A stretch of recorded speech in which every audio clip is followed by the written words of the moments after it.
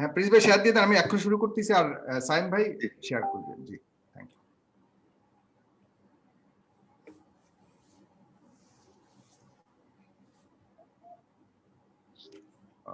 এখানে তো লেখা আছে only the host can share this. জি জি আমি অলরেডি ঢুকে গেছি। দর্শক আসসালামু আলাইকুম এবং রমজানুল মুবারক। অনেকের ধারণা আইনের মার প্যাচে খালেদা জিয়ার চিকিৎসার জন্য বিদেশ গমন অনিশ্চিত এবং আবেদন বাতিল করা হয়েছে। উভয় দল থেকে পরস্পর বিষয়টি নিয়ে রাজনীতির পাড়া এখন সরগরম। সরকার বলছে বা সরকারের দল বলছে কেউ কেউ যা দেওয়া হয়েছে তাই অনেক বেশি, এর চেয়ে বেশি দেওয়ার আইন ও নজির কোনোটাই অবশিষ্ট নেই। বিএনপি নেতারা বলছেন আইনমন্ত্রীর বক্তব্য খালেদা জিয়ার বিদেশ যেতে না দেয়া বেআইনি। এদিকে খালেদা জিয়ার শারীরিক অবস্থা কখনো স্থিতি কখনো অস্থিতি, তার উন্নত চিকিৎসা পায় অনিশ্চিত। এদিকে বিএনপির হাইকমান্ড বলছে এই অবস্থায় খালেদা জিয়ার কিছু হলে পুরো দায় সরকারকে নিতে হবে। প্রসঙ্গত গত 5ই মে উন্নত চিকিৎসার জন্য বিদেশে নিতে খালেদা জিয়ার ছোট ভাই শামীম ইস্কান্দার স্বরাষ্ট্র মন্ত্রণালয় বরাবর আবেদন করেন। স্বরাষ্ট্র মন্ত্রণালয় আবেদনটি আইন মন্ত্রণালয়ের মতামতের জন্য পাঠালে রোববার আইন মন্ত্রণালয় জানায় দণ্ডপ্রাপ্ত আসামি হিসেবে বিদেশে চিকিৎসা নিতে যাওয়ার কোনো সুযোগ নেই। বিষয়টি নিয়ে আরো গভীর আলোচনা করবার জন্য আমার সাথে যুক্ত হয়েছেন 4 জন সম্মানিত অতিথি।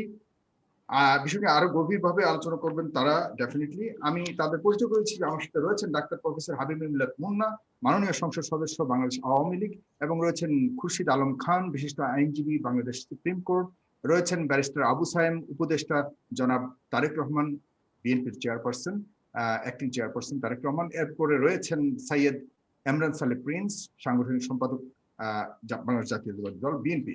আমি সরাসরি মুন্না ভাই আপনাকে দিয়ে শুরু করতে যাচ্ছি। চিকিৎসকরা বলছেন করোনা আক্রান্ত রোগীর শারীরিক নানা জটিলতা দেখা দিয়ে থাকে। খালেদা জিয়ার ক্ষেত্রেও সেই জটিলতা দেখা দিয়েছে ইতিমধ্যে, তার ডাক্তাররা দাবি করেছেন। কিছু কিছু ক্ষেত্রে উন্নতি হলেও করোনা পরবর্তী জটিলতায় রোগীর শারীরিক অবস্থা বিভিন্ন দিকেই টার্ন নিচ্ছে। সে কারণে খালেদা জিয়ার শারীরিক অবস্থা নিয়ে শঙ্কা রয়ে গেছে। বিএনপি চেয়ারপারসন বেগম খালেদা জিয়ার আইনজীবী ও সুপ্রিম কোর্ট আইনজীবী সমিতির সাবেক সভাপতি খন্দকার মাহবুব হোসেন মন্তব্য করেছেন যে খালেদা জিয়ার বিদেশে চিকিৎসার বিষয়ে আইন মন্ত্রণালয় যে মতামত দিয়েছে তা বেআইনি, আর এক্ষেত্রে খালেদা জিয়ার কোনো অঘটন ঘটে গেলে তার সম্পূর্ণ দায়ভার নিতে হবে সরকার। আমি একটু পরে ফোন করব। মুন্না ভাই ধন্যবাদ আপনাকে। আমি আলোচক বিন্দুকে দেখতে পাচ্ছি, প্রিন্স ভাইয়ের সাথে তো প্রতিদিনই তো একবার দেখা হচ্ছে, আর বাকি দুজন যারা রয়েছে তাদেরকে সালাম এবং দর্শকদের শুভেচ্ছা।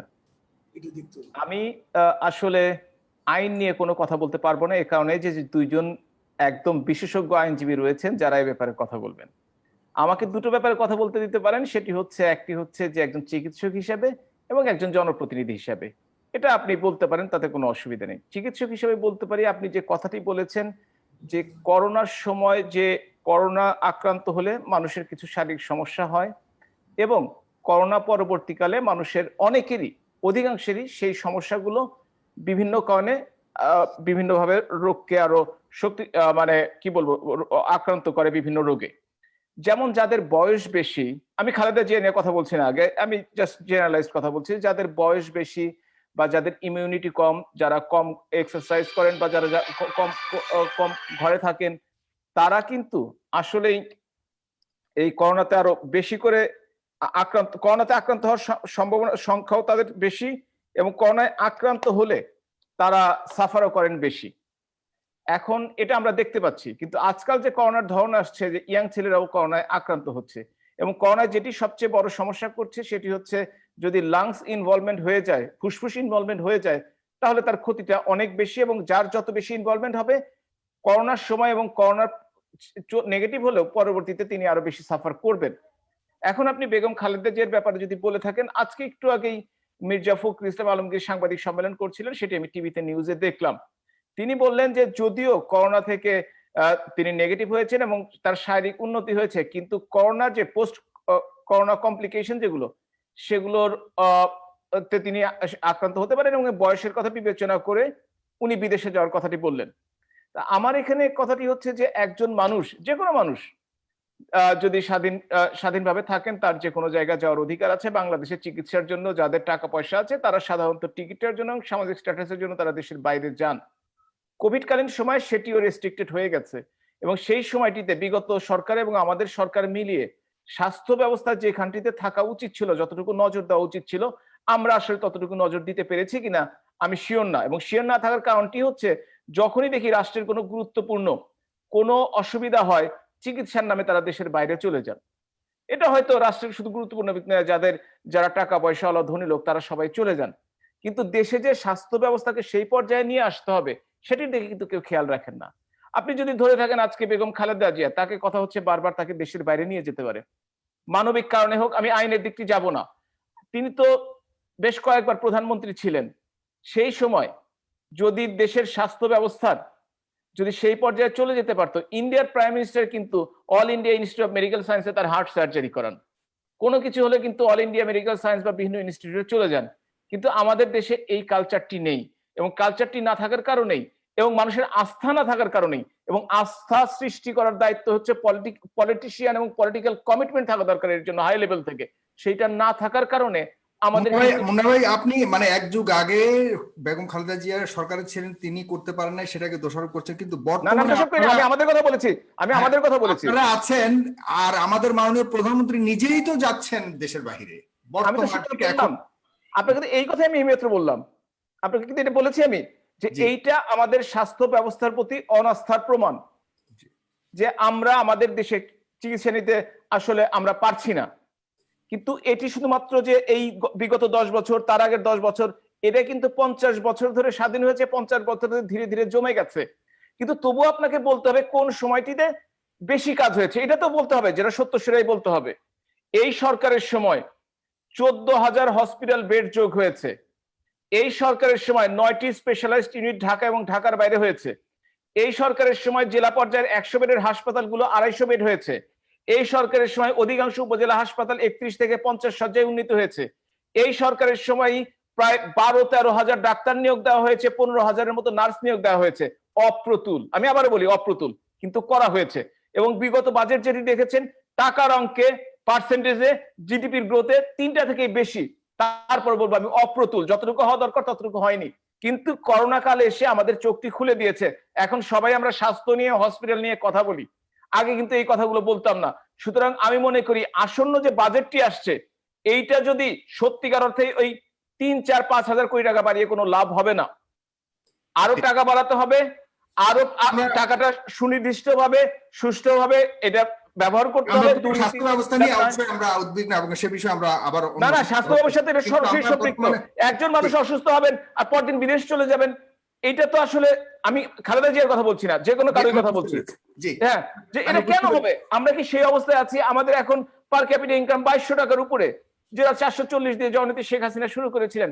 আমাদের দারিদ্র সংখ্যা 41 থেকে 20 নেমে এসেছিল, সেইটা আবার উঠতে উঠতে 40-এর কাছাকাছি পৌঁছে গেছে এই করোনাকালীন সময়টিতে। আমরা একটি মহামারীর মধ্যে আছি। সুতরাং আমাদের যদি যেখানে, এবং যদি স্বাস্থ্য ব্যবস্থায় জোর না দেওয়া হয়, তাহলে অর্থনৈতিক অবস্থাও সমৃদ্ধ হতে পারে না, এটাও একটা কথা। জি, ধন্যবাদ। যথাযথ বলেছেন, ধন্যবাদ প্রফেসর ডক্টর হাবিব মুন্না ভাই। সাইদ ইমরান সালেহ প্রিন্স, আপনার কাছে যাচ্ছি। আপনি কিভাবে দেখেন রাজনীতিবিদের যে মন্তব্য করেছেন, আপনি রাজনীতিবিদ হিসেবে কিভাবে দেখছেন? এরপর আমি আইনজীবীর বক্তব্যে আইনজীবীকেই বলবো, সাইদ ভাইকে পরে বলবো। সাইদ ইমরান সালেহ প্রিন্স, আপনি কিভাবে দেখেন ব্যাপারটাকে? আপনাদের নেতৃবৃন্দ অলরেডি বলেছে যে সরকারকে দোষারোপ করেছে, এবং আপনাদেরকে তো দিয়েছে, যেটা বলা হয়েছে যে খালেদা জিয়াকে যেই মানে মানবতার দিক থেকে বিবেচনা করে মাননীয় প্রধানমন্ত্রী যেই ছাড়টা বর্তমানে দিয়ে রেখেছে, এটাও একটি নজিরবিহীন ছাড়। এরপরও যেটা চাচ্ছেন সেটা না দেওয়ার কারণে আপনারা আবার সরকারকে একইভাবে দোষারোপ করছেন। ধন্যবাদ আজকে সাইফুর রহমান সাগর আমাকে এখানে সংযুক্ত করার জন্য, এবং একই সাথে যারা আলোচক হিসেবে আছেন তাদেরকেও শুভেচ্ছা জানাচ্ছি। দর্শক শ্রোতা যারা দেখছেন এবং শুনছেন তাদেরকেও শুভেচ্ছা জানাচ্ছি। তো আপনারা জানেন যে বিএনপি চেয়ারপারসন, সাবেক প্রধানমন্ত্রী দেশনেত্রী বেগম খালেদা জিয়া, তিনি বর্তমানে অত্যন্ত মুমূর্ষু অবস্থায় চিকিৎসাধীন আছেন ঢাকার এভার কেয়ার হাসপাতালে, এবং তার করোনা হয়েছিল, এখন করোনা নেগেটিভ।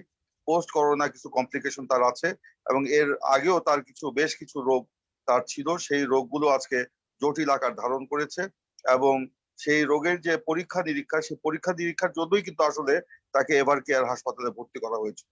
কিন্তু সেই ভর্তি থাকা অবস্থায় তার প্রচন্ড শ্বাসকষ্ট হয় এবং সেখানে একটি মেডিকেল বোর্ড গঠন করা হয়েছে দেশের বিশেষজ্ঞ চিকিৎসকদের দ্বারা, এবং তারা প্রতিনিয়ত তাকে পর্যবেক্ষণ করছেন এবং তাদের মতামত দিচ্ছেন, এবং তাদের তাদের অধীনেই বেগম খালেদা জিয়া চিকিৎসাধীন আছেন, এবং তারাই বেগম খালেদা জিয়াকে বিদেশে নিয়ে চিকিৎসার পরামর্শ দিয়েছেন।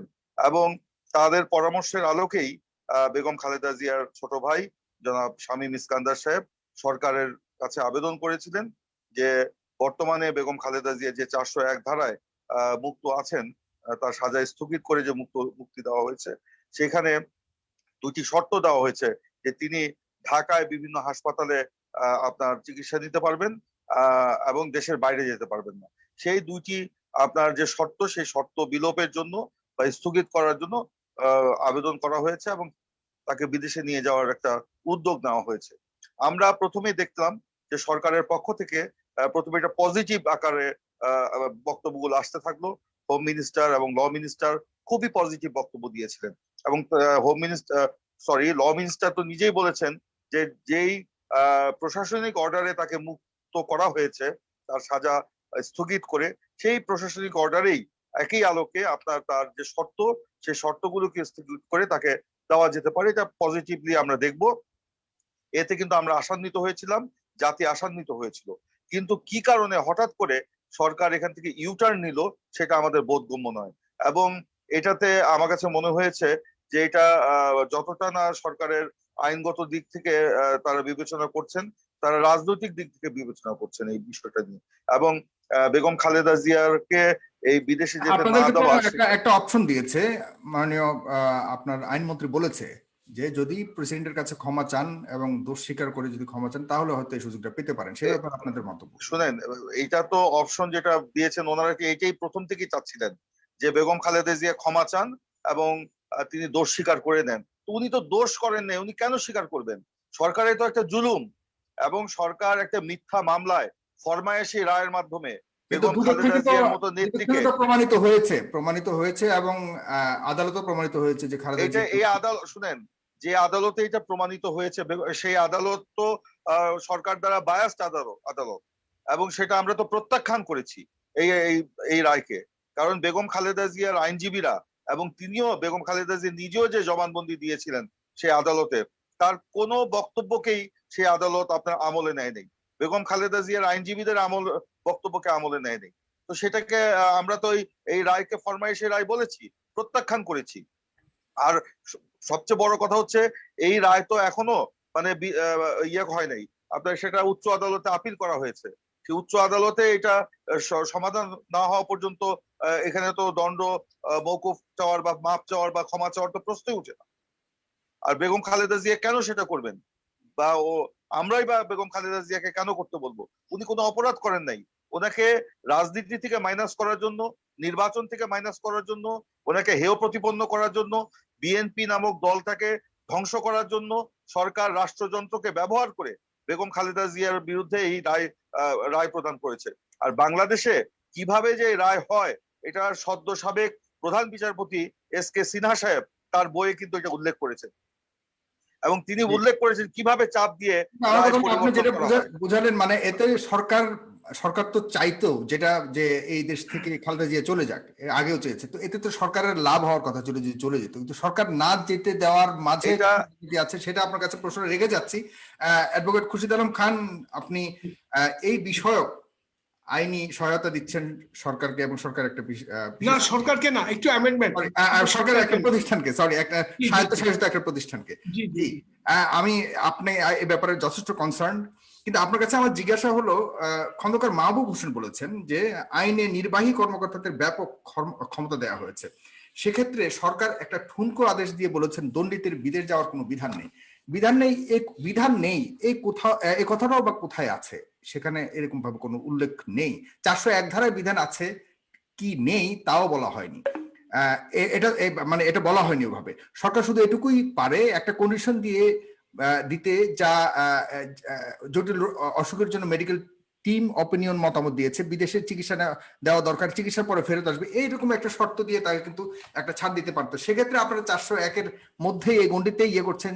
অন্যদিকে তারা বলছে যে সেখানে তো নির্বাহী এই দৃষ্টিভঙ্গির আলোকে কিন্তু মডিফাই করে তাকে অন্যরকম ভাবে ছাড় দেওয়া যেত। সেটা না করে আপনারা কেন এই 401 ধারার মধ্যে রয়েছেন? জি দেখুন, আপনাকে ধন্যবাদ সাগর সাহেব, আর শ্রদ্ধেয় যারা এখানে অতিথি আছেন ওনাদেরকে অসংখ্য ধন্যবাদ। ওনারা সবাই একজন ব্যারিস্টার সাহেব, বাকি দুজন পলিটিশিয়ানস। অবশ্যই ওনারা দেশ জাতি সম্পর্কে আমাদের চাইতে অনেক বেশি কনসার্ন। আমরা শুধু আমাদের প্রফেশন নিয়েই থাকি। আসলে খালেদা জিয়ার বিদেশ যাওয়ার যেটা দরখাস্ত এবং সরকারি যে সিদ্ধান্ত এবং ওনার পরিবার থেকে যে আবেদন, ওনার দল, ভার্চুয়ালি এখানে এই 3টা পার্টি কনসার্ন, বেগম খালেদা জিয়ার, ওনার ফ্যামিলি, প্লাস ওনার দল, প্লাস সরকার। আমাকে মাঝখানে ইনভলভ করা হচ্ছে সব মিডিয়া, বিকজ অফ আমি দুদকের পক্ষে মামলাগুলা এটা করেছি। আসলে দুদকের এখানে কোনো ইনভলভ নাই। তবুও আপনি জিজ্ঞাসা করেছেন খুব একটা ভাইটাল প্রশ্ন, 401 ধারা। দেখুন, ইমরান সাহেব প্রিন্স সাহেব বলেছেন খালেদা জিয়ার মামলা এখনো পেন্ডিং। That's correct. খালেদা জিয়ার 2টো মামলায় সাজা হয়েছে। একটা জি অরফানেজ ট্রাস্ট 5 বছর, সেটা অ্যানাউন্স হয়ে হাইকোর্টে 10 বছর হয়েছে। 2টো মামলা লিভ টু অ্যাপিল করেছেন বেগম খালেদা জিয়ার পক্ষে ওনার আইনজীবীরা। আজকে 2 বছরের সম্ভবত বেশি হতে চললো, ওনারা কিন্তু মামলাটা শুনানির কোনো স্টেপ নিচ্ছেন না। তারপরে আরেকটি মামলা তো ওনার 7 বছরের সাজা হয়েছে, জিয়া চ্যারিটেবল ট্রাস্ট, যেটা হাইকোর্ট ডিভিশনে পেন্ডিং। এই 2টো মামলায় উনি সাজাপ্রাপ্ত। এখন আমরা দেখবো 401 ধারাটা কিভাবে অ্যাপ্লিকেবল, কেন অ্যাপ্লিকেবল। ফৌজদারি কার্যবিধির 401 ধারা শুধু কিন্তু সাজাপ্রাপ্ত ব্যক্তিদের জন্য অ্যাপ্লিকেবল, এটা অন্য কারোর জন্য অ্যাপ্লিকেবল না। যেমন আপনি যদি প্যারোল পান, এই মানে প্যারোলের জন্য আলাদা আপনার ডিভিশন আছে, আলাদা রুলস আছে। আপনি যদি মানে প্যারোলে 2 ঘন্টা 4 ঘন্টা যান, সেটা আলাদা বিধিমালা আছে। কিন্তু 401টা হলো অনলি ফর কনভিক্টেড পার্সন, যারা কনভিক্ট হবে সাজাপ্রাপ্ত তাদের জন্য। এবং 401-এ 6টা উপধারা আছে, 1, 2, 3, 4, 5, 6।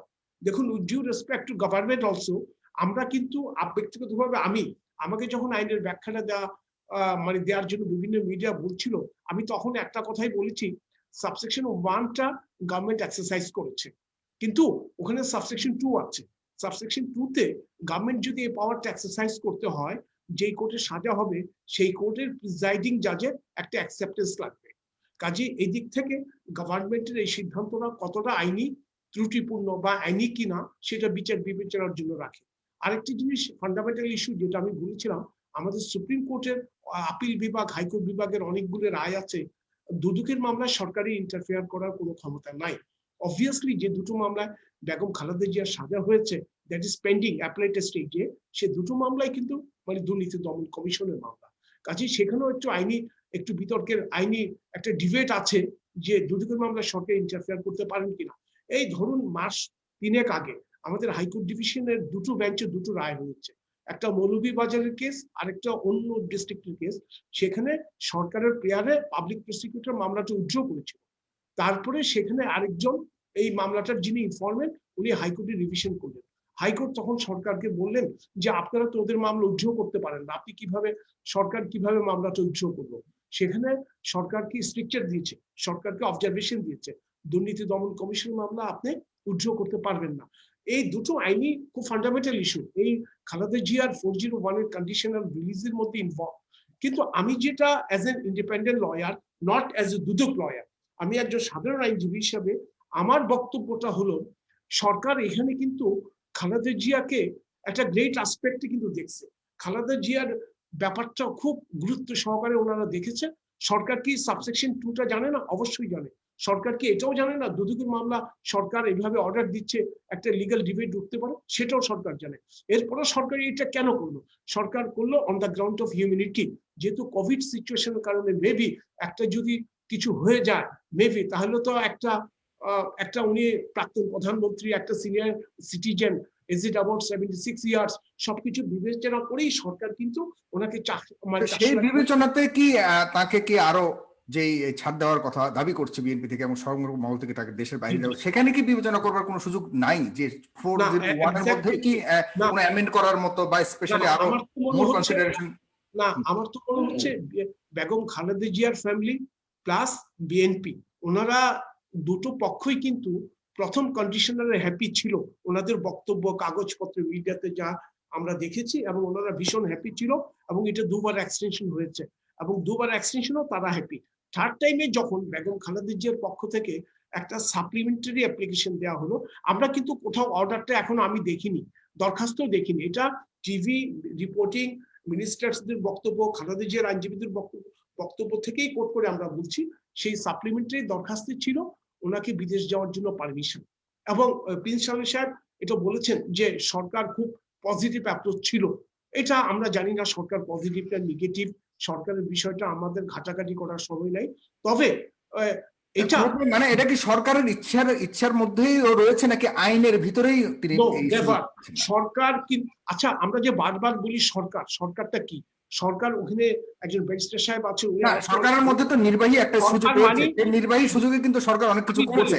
এখন বর্তমানে আটকার পেছনে কি সরকারের ইচ্ছাটা নাকি আইনের ফারাক, মানে আইনের কাছে?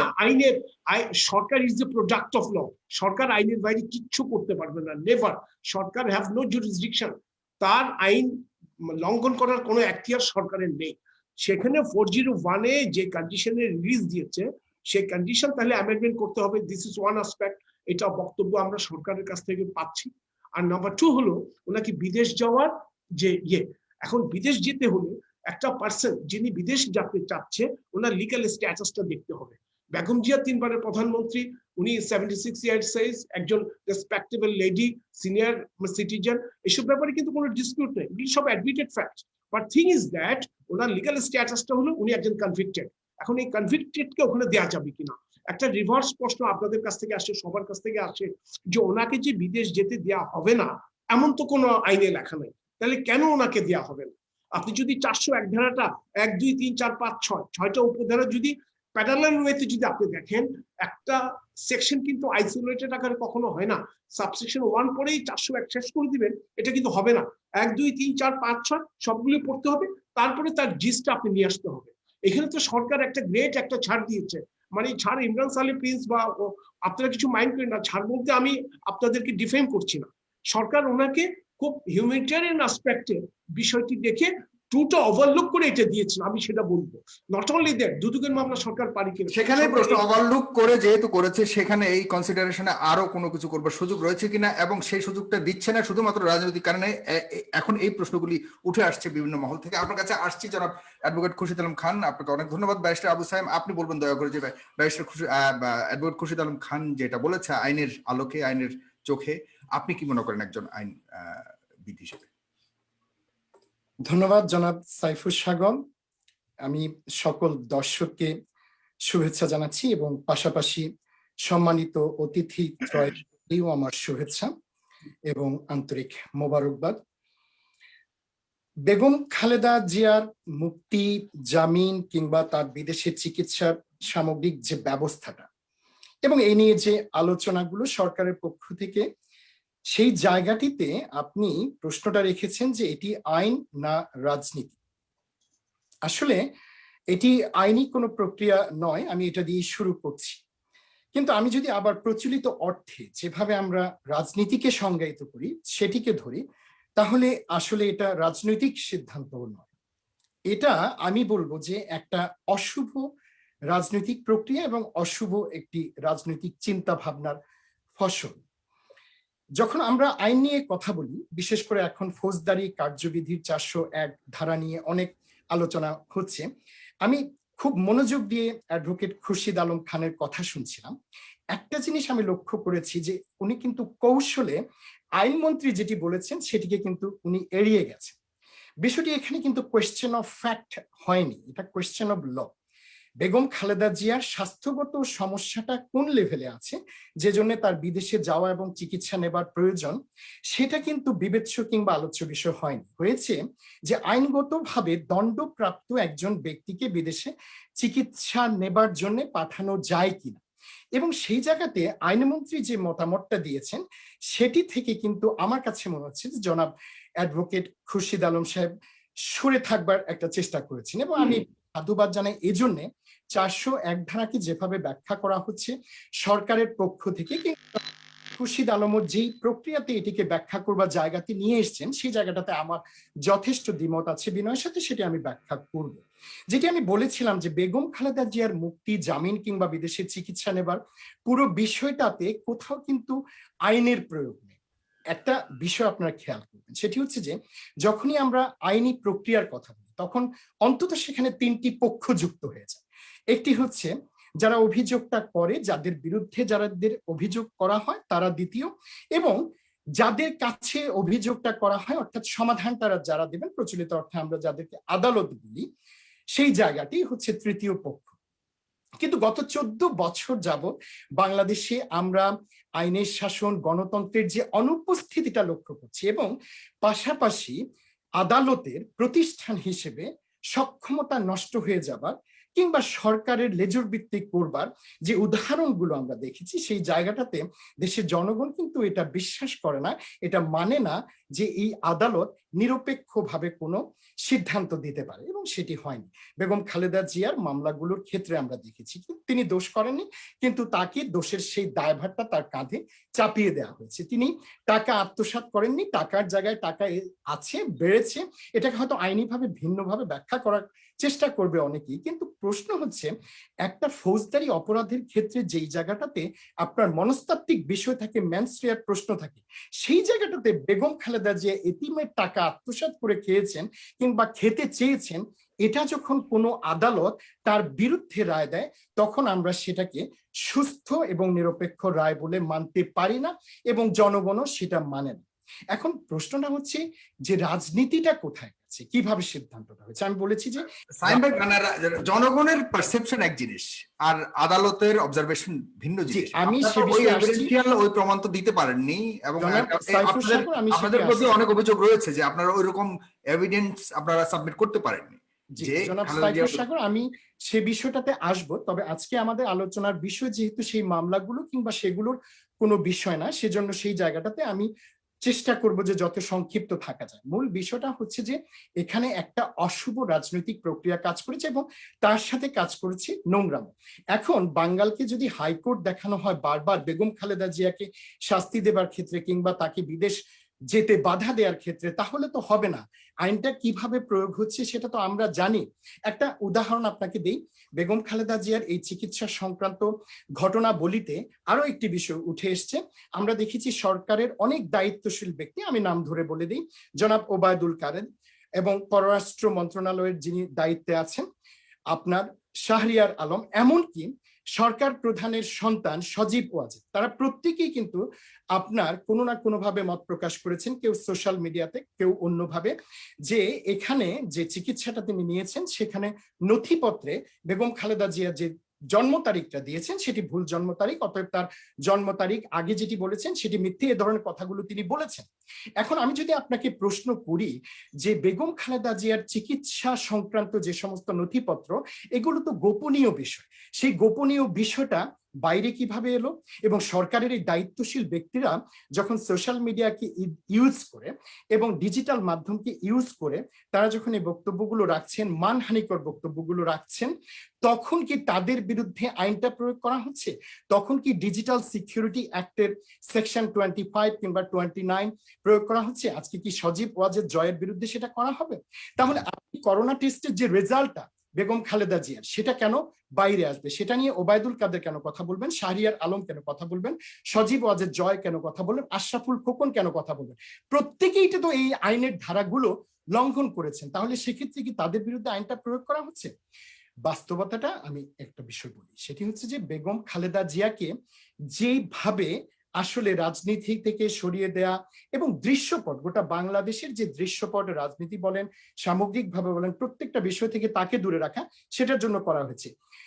জনাব সাইফুর সাগর 401 ধারা নিয়ে আমি বলবো, আমি আগেও বলেছি যে বিনয়ের সাথে আমি অ্যাডভোকেট খুরশিদ আলমের বক্তব্যের সাথে কিছুটা দ্বিমত করব, যদিও তিনি আসলে স্পষ্টভাবে তার অবস্থানটা কিন্তু ব্যাখ্যা করেননি যে আনিসুল হক সাহেব যেটা বলেছেন সেটা সত্যি কিনা বা কিংবা সঠিক কিনা।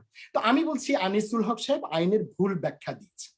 401 ধারাটা ফৌজদারি কার্যবিধির, প্রথমত এই বিষয়টি আপনাকে বুঝতে হবে যে এটি অন্যান্য আইনের চাইতে উপরে থাকবে। দুদক যে আইনে চলবে, দুদকের মামলাগুলো যে আইনে তার চাইতে উপরে থাকবে 401 ধারা, কারণ এটা ফৌজদারি কার্যবিধিতে আছে এবং সেভাবেই বলা আছে। এখন কথা হচ্ছে এটা 401 ধারার কিন্তু 6টা নয়, আসলে বর্তমানে 8টি উপধারা আছে। যেহেতু এখানে একটুখানি বর্ধিত করা হয়েছে আরো 2টো ধারা দিয়ে, তাহলে এই 8টি উপধারা যেটা 401 ধারাতে আছে, মনে রাখবেন এটা অ্যাডভোকেট খুরশিদ আলম যথার্থই বলেছেন, এগুলো কিন্তু ডিসজাংটিভ না, এগুলো হচ্ছে কনজাংটিভ। প্রত্যেকটা সম্পৃক্ত।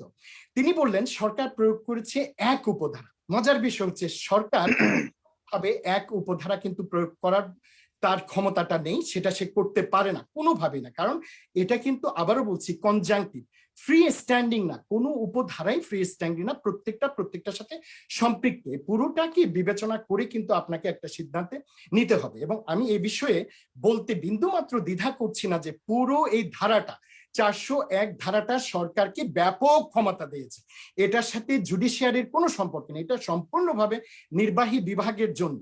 এখন কথাটা হচ্ছে জনাব খুরশিদ আলম যেটি বলেছেন যে 2 উপধারাতে প্রিজাইডিং যে আদালত, সেই আদালতের কাছ থেকে পরামর্শ নেবার কিংবা তাদের একটা মতামত নেবার বিষয়। হ্যাঁ, তিনি বলেছেন নিতে হবে না, এটা নিতে হবে না। আমি বিনয়ের সাথে বলছি, তিনি বিজ্ঞ একজন আইনজীবী, অনেক সিনিয়র, কিন্তু এটা নিতে হবে না। শব্দটা ব্যবহার করা হচ্ছে মে, নিতে পারে। যদি সরকার মনে করে যে এখানটাতে মতামতটা নিলে পরে ন্যায় বিচার প্রতিষ্ঠিত হবে, তাহলে পরে সরকার সেটি নেওয়া উচিত ছিল কিংবা নেওয়া উচিত। এখন কথা হচ্ছে যেটি তারা এড়িয়ে যাচ্ছেন সেটি হচ্ছে যে উপধারা 3, সেটা জনাব খুরশিদ আলমও বলেননি, সরকারও সেটাকে কৌশলে এড়িয়ে যাচ্ছে। কারণ উপধারা 3 কিন্তু এখানে একটা মজার বিষয় তৈরি করে দিয়েছে, সেটি হচ্ছে আনিসুল হক সাহেব বলছেন যে এটা ডিসফাংশনাল হয়ে গেছে। No, never. 401 ধারা কখনো, আমি চ্যালেঞ্জ দিয়ে বলছি, আজকে বিজ্ঞ আইনজীবী জনাব খুরশিদ আলম আছেন, আমি চ্যালেঞ্জ আবারও দিয়ে বলছি, এটা কখনো ডিসফাংশনাল হয় না, এটা চলমান। এই আইনের কার্যকারিতাটা চলমান। এটা বলবেন না যে একবার একটা সিদ্ধান্ত হয়েছে আর কিছু করা যাবে না। নো, 3 উপধারা বলছে যাকে সুযোগটা দেয়া হচ্ছে, সুবিধাটা দেয়া হচ্ছে, তাকে কিন্তু মনিটর করা। যিনি যদি কোনো কারণে শর্তগুলো ফুলফিল না করতে পারেন, তাহলে কিন্তু তাকে আবার জেলে পাঠিয়ে দেয়া, অ্যারেস্ট করা, এগুলোর বিধান 3 উপধারাতে আছে। তার মানেটা কি দাঁড়াচ্ছে? তার মানেটা দাঁড়াচ্ছে 401-এ এক্সিকিউটিভকে যে ক্ষমতাটা দেয়া হয়েছে সেই ক্ষমতাটা চলমান। এবং আপনাকে মনে রাখতে হবে আরো একটা বিষয় খুবই গুরুত্বপূর্ণ, পৃথিবীর অন্যান্য দেশগুলো তো যেখানে এই সুযোগটা কিন্তু রয়েছে, শাস্তি স্থগিত করা কিংবা শাস্তি মওকুফ করে দেয়া, এই সুযোগটা কিন্তু পৃথিবীর প্রত্যেকটা দেশে আছে।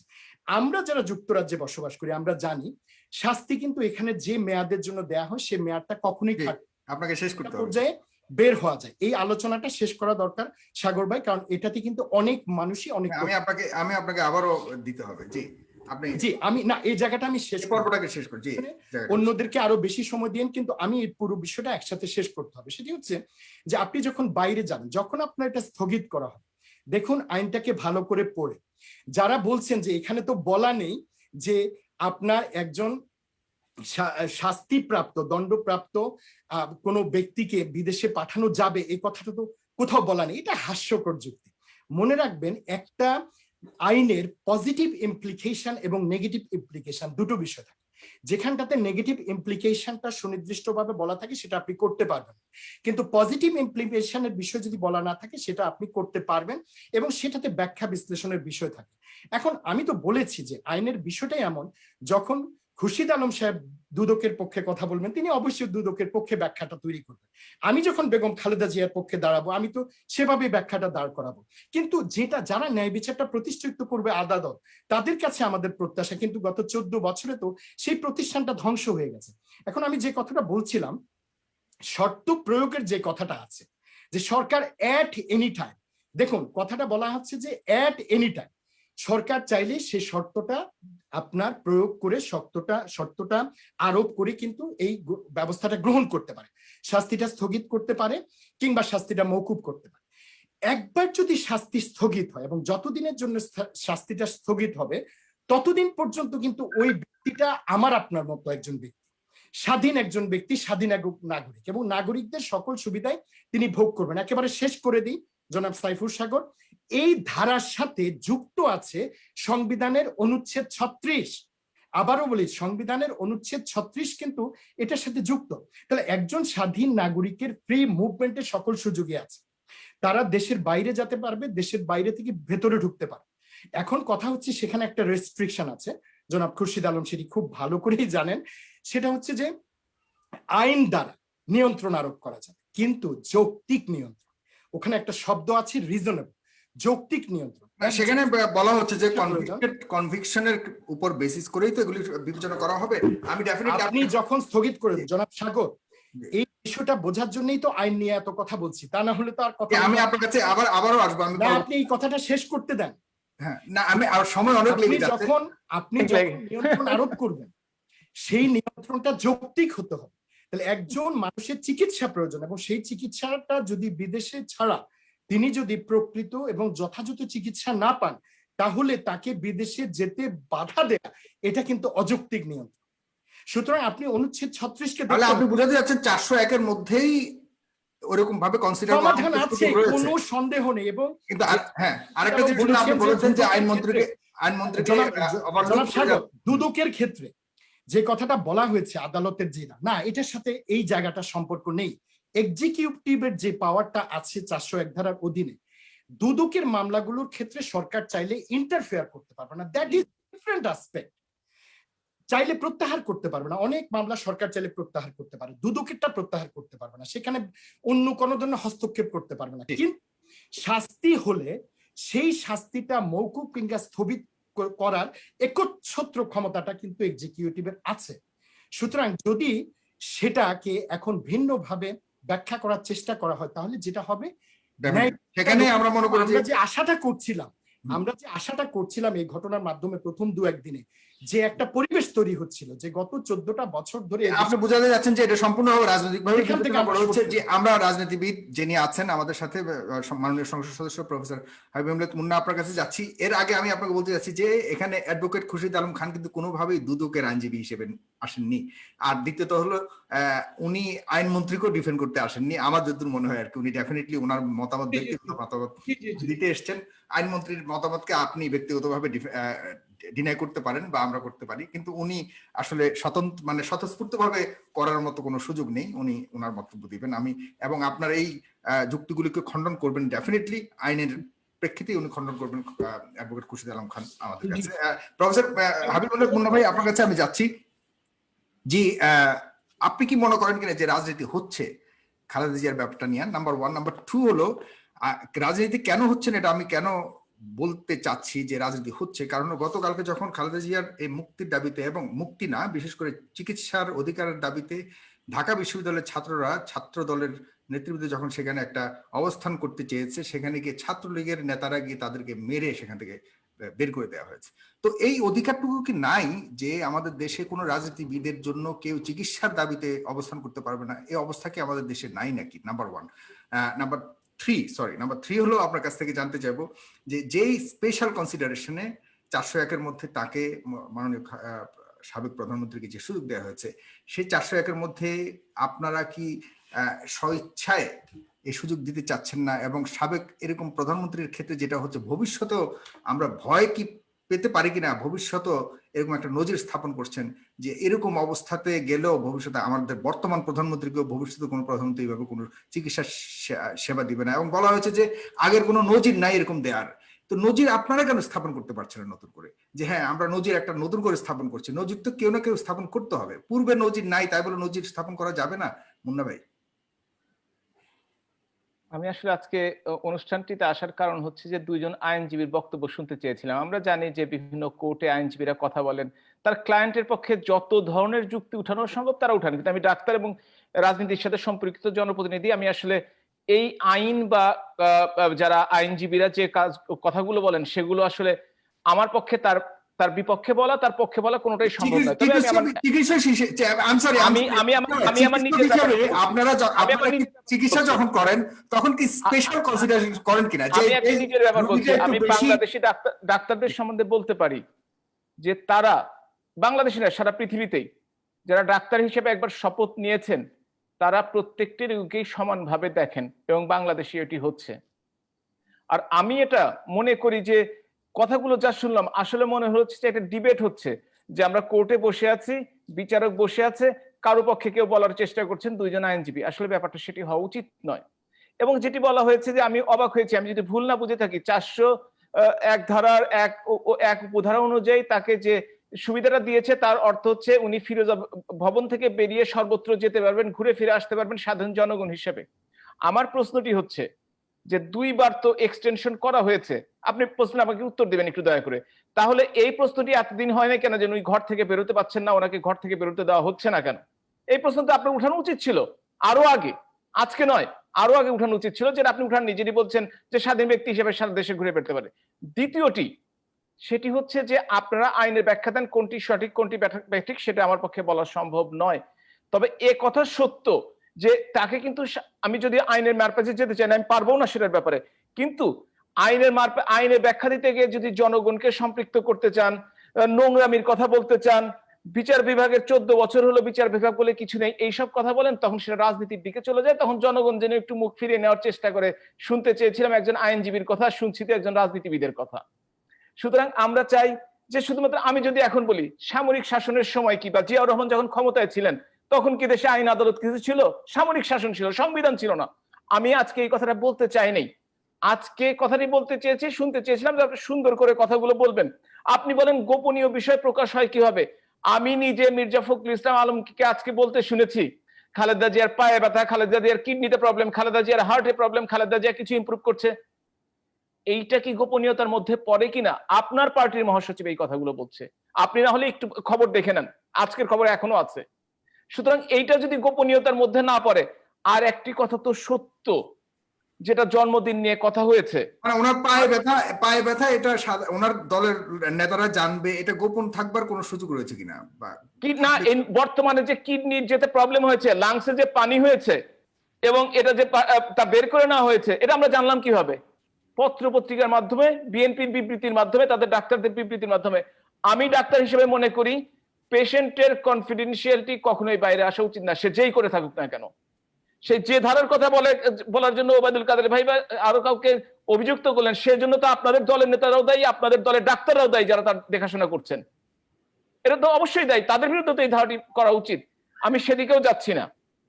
আমি যে কথাটা বলতে চাচ্ছি সেটি হচ্ছে যে বলা হচ্ছে যে মানবিক কারণে যদি তাকে জেলের বাইরে থাকতে দেওয়া হয়, মানবিক কারণে দেশের বাইরে দেওয়া হোক।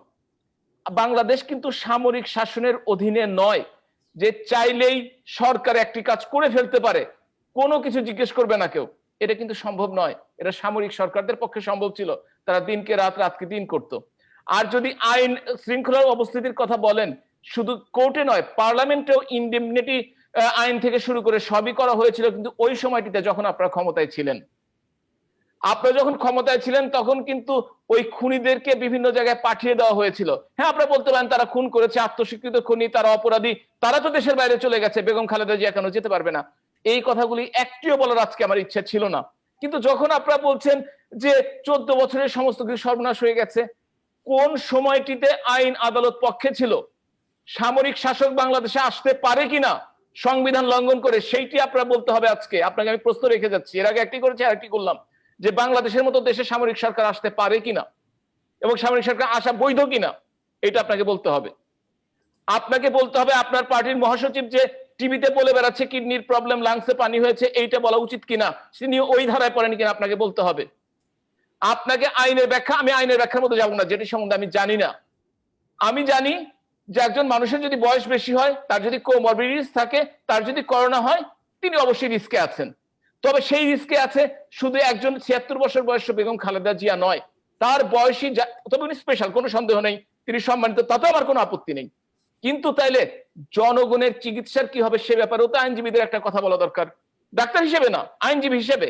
কোর্টে তো আজকাল রিট করলে সমস্ত কিছুতেই সিদ্ধান্ত দেয়।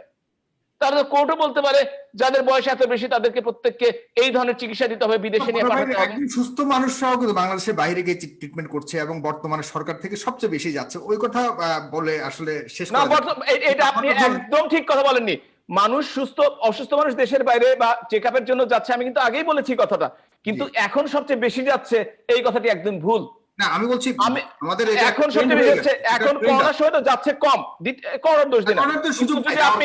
যদি আপনি গ্রাফটি দেখেন, গ্রাফটি কিন্তু এইরকম নিচের দিকে নেমে আসছে, গ্রাফটি কিন্তু নিচের দিকে নেমে আসছে। আগে কার্ডিয়াক সার্জারি, কার্ডিওলজির জন্য মুন্না ভাই এখন যাওয়ার সুযোগ নেই, তাই যাচ্ছে না, মানে এটা এখন সেটা আমি স্বীকার করি যে করোনার সময় যাওয়ার সুযোগ নেই, যাচ্ছে না। কিন্তু করোনা পূর্ববর্তীকালেও গত যদি 20 বছরের ইতিহাস দেখেন, তাহলে দেখবেন এরা কমে যাচ্ছে নাম্বারের দিক থেকে। আমি স্ট্যাটিস্টিক্স দিব, আমি জানি স্ট্যাটিস্টিক্স দিব, আমি আপনাকে বছর ধরে স্ট্যাটিস্টিক্স দিব, কিন্তু তবুও যাচ্ছে। আমরা তো বাধা দিব না। কিন্তু তারা হচ্ছে তাদের নামে কোনো মামলা নেই, তারা কোনো অপরাধী হননি। আমাদের সাবেক আরেকটি কথা ব্যারিস্টার সাহেবের কাছে, আমার আরেকটি নিজেই প্রশ্ন, শেষ প্রশ্ন, বিদেশে। আমার আরেকটি প্রশ্ন, শুধু শেষ প্রশ্ন। আপনার যে আজকে কথাটি বললেন যে তার, আপনিও কথাটি বলেছেন সাগর ভাই, সেটি হচ্ছে যে আপনারা তো মিথ্যা কেস সাজিয়ে বিভিন্নভাবে কোর্টে আপনারা হেনস্থা করার জন্য এই সাজাটি দিয়েছেন।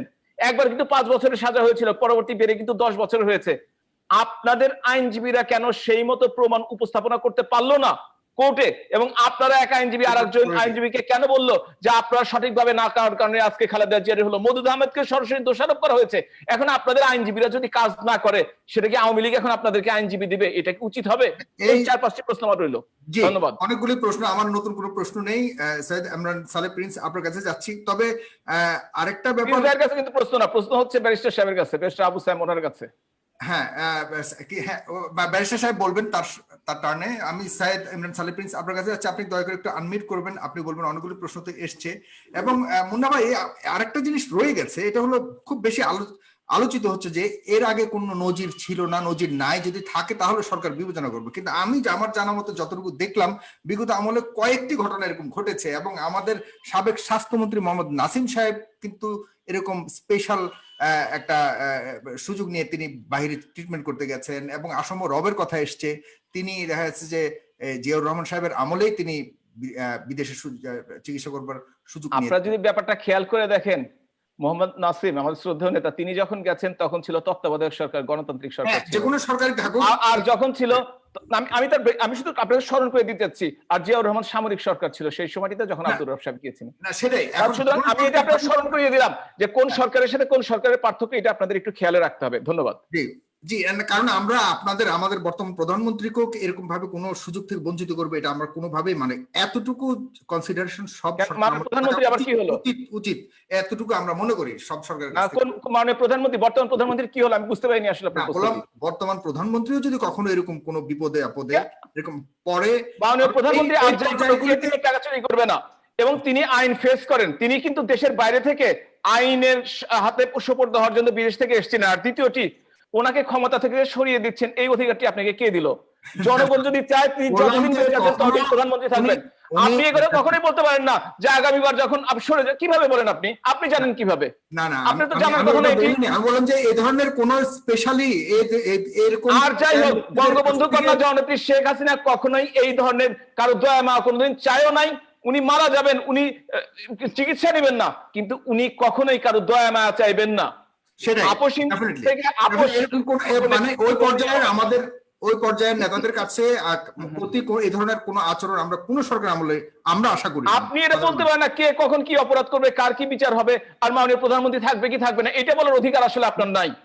আপনি বলতে পারেন যে যারা অপরাধ করেছে, যদি উচ্চ পর্যায়ের কেউ অপরাধ করে থাকে তার ব্যাপারে কি হবে। আরে ভবিষ্যতে কে ক্ষমতায় থাকবে, ভবিষ্যতে কার নামে কি এতিমের টাকা চুরি করার মামলা হবে, 10 বছর ধরে সেই কেস চলবে, 7 বছর কেস চলবে না, সেই কেস নিয়ে আপনি কথা বলছেন। এই ধরনের উদাহরণ দেওয়া উচিত নয়, এবং বিশেষ করে নাম উল্লেখ করে তো অবশ্যই না। একদম ডিফারেন্টলি মিন করেছি। যাই হোক, থ্যাংক ইউ। আপনি ডিফারেন্ট মিন করে তো জনগণ ডিফারেন্টলি নিবে না। জনগণ তো এটা আপনি সুস্পষ্ট, আমি যতটুকু বুঝেছি জনগণও তাই বুঝবে, আপনার দর্শকরাই তাই বুঝবে। সুতরাং এটা কখনোই বলা উচিত নয়। প্রিন্স ভাই, জি প্রিন্স ভাই আপনি বলবেন দয়া করে। জি, মিল্লাত ভাই অনেক বয়ান শুনলাম আমরা, তো উনি অনেক কিছু। আমি কিন্তু ধর্মীয় বয়ান দেই না। আমি শেষের বক্তব্য দিয়ে শুরু করি যে উনি এখন মুক্ত আছেন, উনি আইন ফেস করতে দ্বিধা করেন না, কিন্তু এটা বিনয়ের সাথে বলতে চাই, 1/11 সরকার -2 ফর্মুলা অনুযায়ী বেগম খালেদা জিয়া এবং শেখ হাসিনার বিরুদ্ধে অনেক মামলা দিয়েছিল। বেগম খালেদা জিয়ার বিরুদ্ধে 4টি মামলা, শেখ হাসিনার বিরুদ্ধে প্রায় 15টি না 16টি মামলা দিয়েছিল। আওয়ামী লীগ যখন ক্ষমতায় আসলো তখন তারা বিভিন্ন ভাবে এই মামলাগুলো শেষ করে দেয়। তখন কিন্তু শেখ হাসিনাকে কোর্টে যে দাঁড়িয়ে আপনার এই মামলার জন্য ফেস করতে হয় না, যেটা বেগম খালেদা জিয়াকে করতে হয়েছে। প্রধানমন্ত্রী হয়ে তিনি একবারও কিন্তু কোর্টে যাননি, কিন্তু তিনি কোন কোর্টে গিয়ে এই মামলাগুলো শেষ করেছেন? যে ওনাদের দলীয় লোককে বিচারপতি বানিয়ে, যেমন গোপালগঞ্জ জেলা আওয়ামী লীগের সভাপতি শামসুল হুদা সাহেব, তাকে বিচারপতি বানিয়ে সেই কোর্টে গিয়ে শেখ হাসিনার মামলাগুলো শেষ করে দেওয়া হয়েছে। তারপরে আরেকজন বিচারপতি লন্ডনে আওয়ামী লীগ নেতা ছিলেন, তার কোর্টে গিয়ে সেখানে আপনার শেখ হাসিনার মামলাগুলো শেষ করে দেওয়া হয়েছে। এটার নাম কিন্তু আইনকে ফেস করা নয়, বরঞ্চ সরকারের প্রভাব ব্যবহার করে, সরকারের ক্ষমতাকে ব্যবহার করে, সরকারের প্রভাবান্বিত করে নিজেদের মামলাগুলো শেষ করে দেওয়া। এটা হলো একটা কথা। আর তিনি বললেন যে বাংলাদেশে এখন কোনো সামরিক সরকার নাই যে যা ইচ্ছা তাই করবে। বাংলাদেশে এখন সামরিক সরকার নাই বটে, কিন্তু যেটা রয়েছে এটা কর্তৃত্ববাদী সরকার, একটা কর্তৃত্ববাদী শাসন রয়েছে। তারা যা ইচ্ছা তাই করতে পারে এবং তারা যেটা মনে করে, সরকার যেটা মনে করে সেটাই তারা করে। দিনকে রাত করতে পারে, দিনের ভোট রাতে করতে পারে, যা যখন যেটা বলে সেটাই আইন হয়ে যায়। এই যে 401 ধারায় যে কথা বলা হচ্ছে, 401 ধারার কোথাও লেখা নাই যে কাউকে এখানে বিদেশ যেতে দেওয়া যাবে না, কিন্তু উনি বলছেন যে 401 ধারায় দণ্ডিত আসামিকে বিদেশ যেতে দেওয়া যাবে না। এবং আরেকটি কথা আইনমন্ত্রী বলেছেন, স্বরাষ্ট্রমন্ত্রী বলেছেন যে এই ধারায় যে একটা মানে সিদ্ধান্ত কার্যকর আছে সেটাকে আর পুনর্বিবেচনা করা যাবে না। এটাও কিন্তু অসত্য কথা। বেগম খালেদা জিয়ার বিরুদ্ধে মানে বেগম খালেদা জিয়ার জন্য যে 401 ধারায় যে এই প্রক্রিয়াটা শুরু করা হয়েছে, সরকার কিন্তু নিজেই করেছে। একবার প্রথম যেটা ছিল এটা ছিল আপনার, এটা পরবর্তীতে সংশোধন করে তৃতীয়বার যেটা দেওয়া হয়েছে সেটা হচ্ছে বাংলাদেশের মধ্যে যে কোনো হাসপাতালে উনি চিকিৎসা নিতে পারবেন। তো সরকার নিজেই তো এখানে 2বার সংশোধন করেছেন। এখন যদি তৃতীয়বার সংশোধন করেন যে হ্যাঁ বিদেশে গিয়েও উনি আপনার চিকিৎসা নিতে পারবেন, তাহলে অসুবিধাটা কোথায়? এখানে শর্ত লাগিয়ে দিতে পারে। কিন্তু দুইবার দিয়েছে, 3বার না দিলে খারাপ হয়ে গেল, সেটাও আবার কিভাবে কেন ভাবছেন? না, আমরা ওইটারও দুইবার যে দিয়েছে, আর দ্বিতীয়ত আমরা সাগর ভাই প্রথমটারও প্রতিবাদ করেছি। আমরা বলেছি যে এটা সরকারের এখতিয়ার, সেখানে লেখা আছে সেই বিধানে যে সরকার শর্ত দিতেও পারে নাও দিতে পারে। এই বেগম খালেদা জিয়ার মতো একজন নেত্রী, যিনি 4বারের প্রধানমন্ত্রী, বাংলাদেশের সর্বাপেক্ষা জনপ্রিয় নেত্রী, এদেশে গণতন্ত্র পুনঃপ্রতিষ্ঠার আন্দোলনে তার অগ্রণী ভূমিকা ছিল, উন্নয়নের জন্য তার অগ্রণী ভূমিকা ছিল। এরকম একটা নেত্রীর জন্য আপনারা কি করতে পেরেছেন যে বর্তমানে যে ছাড় দেওয়া হয়েছে এটা আপনাদের আন্দোলনের ফসল নয়, এটা সরাসরি ভাবে সপ্রণোদিতভাবে প্রধানমন্ত্রী নিজে দিয়েছেন। আপনারা আন্দোলন করে বর্তমান যে মুক্তিটা পেয়েছেন, সাময়িক মুক্তি, যেভাবে ওনার যে সাজা স্থগিত করা হয়েছে, এটাও প্রধানমন্ত্রী নিজে সপ্রণোদিতভাবে দিয়েছেন, সেটাও আমরা জানি। এই ব্যাপারে আমাকে উত্তরটা দিতে দেন, তারপর আপনার কথাটা শুনি। এই বেগম খালেদা জিয়ার মুক্তির জন্য বা আমরা এই পরবর্তীতে যে আন্দোলন করেছি, সেই আন্দোলনে কিভাবে কর্তৃত্ববাদী শাসন, কিভাবে ফ্যাসিবাদী কায়দায় আপনার হামলা হয়েছে, নির্যাতন হয়েছে, বন্ধ করে দেওয়া হয়েছে, গুম করা হয়েছে, হত্যা করা হয়েছে, গ্রেপ্তার করা হয়েছে, গরম পানি মেরে রাস্তা থেকে উঠিয়ে দেওয়া হয়েছে, লাঠিচার্জ করা হয়েছে, টিয়ার গ্যাস মারা হয়েছে, গুলি ছোড়া হয়েছে, নিশ্চয়ই আপনাদের মনে আছে। সরকার যদি মিনিমাম গণতান্ত্রিক মূল্যবোধ সরকারের মধ্যে থাকতো, তাহলে এই আন্দোলনের ফলে বেগম খালেদা জিয়ার মুক্তি হতো। কিন্তু সরকার জনগণকে তার রাজপথের আন্দোলনের অধিকার থেকে যেরকম বঞ্চিত করেছে, সেরকম একইভাবে কোর্ট আদালতের বিষয়ে সেখানে কিন্তু হস্তক্ষেপ করেছে। আদালতেও বেগম খালেদা জিয়ার জামিন হওয়া সম্ভব ছিল, কিন্তু সরকারের হস্তক্ষেপে সেই জামিনটাও হয় নাই। যেখানে কর্তৃত্ববাদী শাসন চলে, যেখানে ফ্যাসিবাদী শাসন চলে, সেখানে রাজপথের আন্দোলন কিংবা আইনি লড়াই সবকিছু কিন্তু ম্রিয়মান হয়ে যায়, ম্লান হয়ে যায়। তাই হয়েছে, সরকার ডান্ডা মেরে ঠান্ডা করে দেওয়ার চেষ্টা করেছে ফ্যাসিবাদী শাসন কায়েমের মাধ্যমে। কোনো গণতান্ত্রিক সরকার থাকলে এই জিনিসটা হতো না। আর যেটা বলেছেন আমাদের মিল্লাত ভাই, প্রথম দিকে বলেছেন যে দেশের মানে চিকিৎসা ব্যবস্থা নিয়ে, আমরা তো দেখেছি গত আগে কি হয়েছে, আমি এটা ওইদিকে যেতে চাই না। গত 12 বছরে ওনারা একটানা সরকারে আছে, ওনারা কি উন্নয়ন করলেন?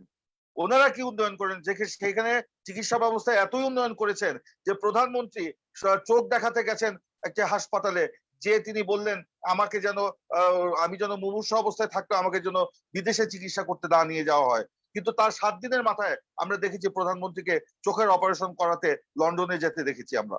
রাষ্ট্রপতি তো হর হামেশাই লন্ডন যাচ্ছেন, দুবাই যাচ্ছেন চিকিৎসার জন্য। এটা তো আমরা দেখছি।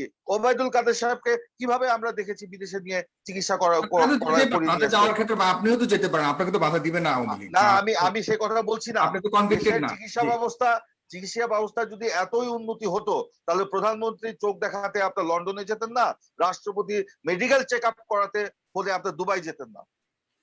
জি, আপনাকে ধন্যবাদ প্রিন্স ভাই। শোনা যায় দুবাই গেছেন অন্য কারণে, অন্য ডিল আছে, যাই হোক সে বিষয়ে আমি যেতে। আপনার যে পদক্ষেপের কথা এসছে, এই যে বেগম খালেদা জিয়ার জন্ম তারিখ নিয়ে যেটা হলো, এটা তো সরকার একটা মানে কি যে নিম্নমানের একটা কাজ করেছে। বেগম খালেদা জিয়ার মেডিকেল টেস্টে যেখানে তার জন্ম তারিখ সুস্পষ্ট লেখা আছে 15ই আগস্ট, সেখানে 15ই আগস্টকে উঠিয়ে দিয়ে সেখানে আরেকটি তারিখ বসিয়ে প্রধানমন্ত্রীর ছেলে নিজে তার ভেরিফাইড ফেসবুকে সেটা আপলোড করেছে। ওবায়দুল কাদের সাহেব আওয়ামী লীগের সাধারণ সম্পাদক সেটা নিয়ে প্রেস কনফারেন্স করেছে, করে জনগণের মধ্যে ধূম্রজাল সৃষ্টি করে এই যে বেগম খালেদা জিয়াকে বিদেশে চিকিৎসা করতে না দেওয়ার যে সরকারের সিদ্ধান্তের বিরুদ্ধে জনগণের যে ক্ষোভ, সেই ক্ষোভকে অন্যদিকে প্রবাহিত করার জন্য বা ক্ষোভকে ঢেকে দেওয়ার জন্য আজকে তারা এই ফেক একটা ভুয়া কাজ করেছে। এইটা তো বাস্তব। ধন্যবাদ প্রিন্স ভাই, আপনাকে অনেক ধন্যবাদ। জনাব অ্যাডভোকেট খুরশিদ আলম খান, আমি আপনার কাছে যাচ্ছি। আপনি তো অনেক সবার বক্তব্য শুনলেন, আপনার বক্তব্য দিবেন, এটাই শেষ বক্তব্য আপনার। এবং এই 401-এর মধ্যে যেটা বললেন ব্যারিস্টার আবু সায়েম, আপনি কি মনে করেন কিনা কোনোভাবে কোনো সুযোগ রয়েছে? আইনের ভাষায় কি বলে একদম পুরোপুরি? হ্যাঁ, দেখুন মানে ব্যারিস্টার সাগর সাহেব, ব্যারিস্টার সায়েম সাহেব যে দুটো ব্যাখ্যা দিচ্ছে, মে মানে আমরা লয়াররা বুঝি এটা হলো ডাইরেক্টরি, আর যদি শ্যাল থাকতো এটা ম্যান্ডেটরি। এটাই সম্ভবত উনি বলতে চেয়েছেন। মানে মানে সরকার যদি ইচ্ছা করে তাহলে তার ডিসক্রিপশনটা অ্যাপ্লাই করতে পারে বা কোর্টে নেবে কিনা।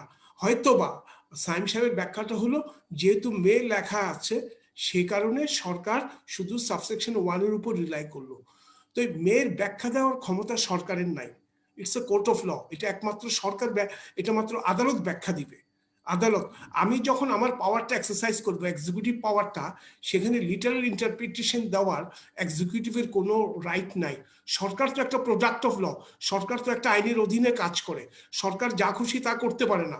সরকার যাই করুক, সকাল থেকে রাত মানে সন্ধ্যে 6টা পর্যন্ত বা রাত 12টা পর্যন্ত সবই তার আইনের মাধ্যমে করতে হবে। আপনি দেখুন আমাদের এখানে প্রচুর রিট হচ্ছে। জাস্টিস কৃষ্ণ আয়ার বলল সরকার আমাদেরকে গর্ম করে রেখেছে, কারণ প্রত্যেকটা এক্সিকিউটিভ অর্ডার জুডিশিয়াল রিভিউতে আসছে। সেখানে তারা ময়লা আবর্জনা তৈরি করে, আমরা জুডিশিয়ারি বসে সেটা সাফ করি। আপনি আমাদের হাইকোর্টে দেখুন প্রচুর রিট হচ্ছে প্রত্যেকটা এক্সিকিউটিভ অর্ডার, ম্যাক্সিমাম এক্সিকিউটিভ অর্ডারে। অনেক ক্ষেত্রে হাইকোর্ট বলছে না এটা ঠিক আছে, জুডিশিয়াল রিভিউতে স্কোপ নেই, অনেক ক্ষেত্রে জুডিশিয়াল রিভিউতে ইন্টারফেয়ার করছে। কাজেই এই ক্ষেত্রে আমার সায়েম সাহেবের রিপ্লাইটা হলো ডাইরেক্টরি শ্যাল ম্যান্ডেটরি, এই ব্যাখ্যা সরকারের দেওয়ার ক্ষমতা নাই। আর নাম্বার 2 হলো সায়েম সাহেব আরেকটা কথা বলেছেন, যেহেতু দুর্নীতি দমন কমিশন আইন স্পেশাল ল, যখন প্রসিডিউরাল ক্ষেত্রে দুর্নীতি দমন কমিশনের আইনটা চলবে, যখন কনভিকশন হয়ে যাবে তখন এটা ফৌজদারি কার্যবিধি চলবে।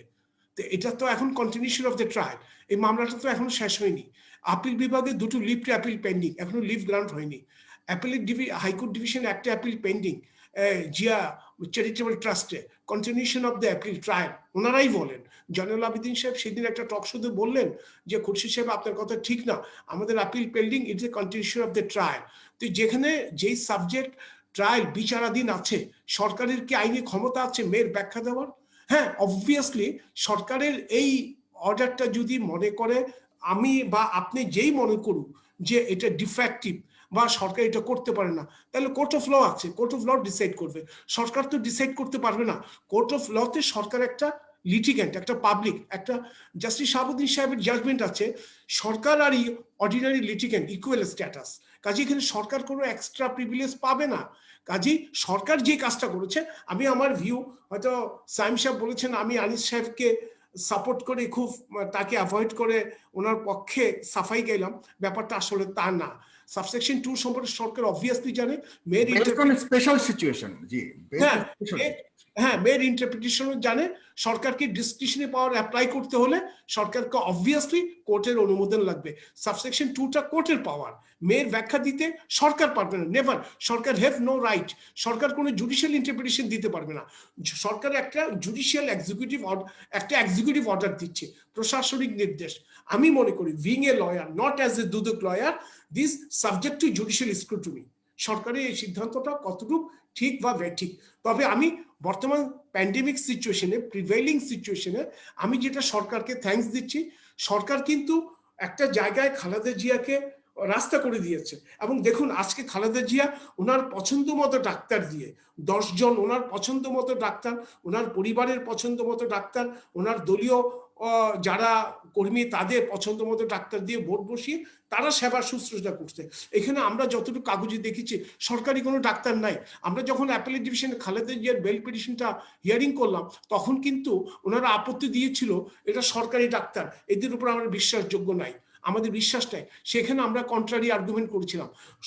দুপক্ষের আর্গুমেন্ট সঙ্গে অ্যাপেলেট ডিভিশন বলেছিল বঙ্গবন্ধু শেখ মুজিব বিশ্ববিদ্যালয়কে তোমরা যতটুকু হায়েস্ট মানে ট্রিটমেন্ট দেওয়া যা যা লাগে at the desire of with the consent of Begum Khaleda Zia তা করতে হবে।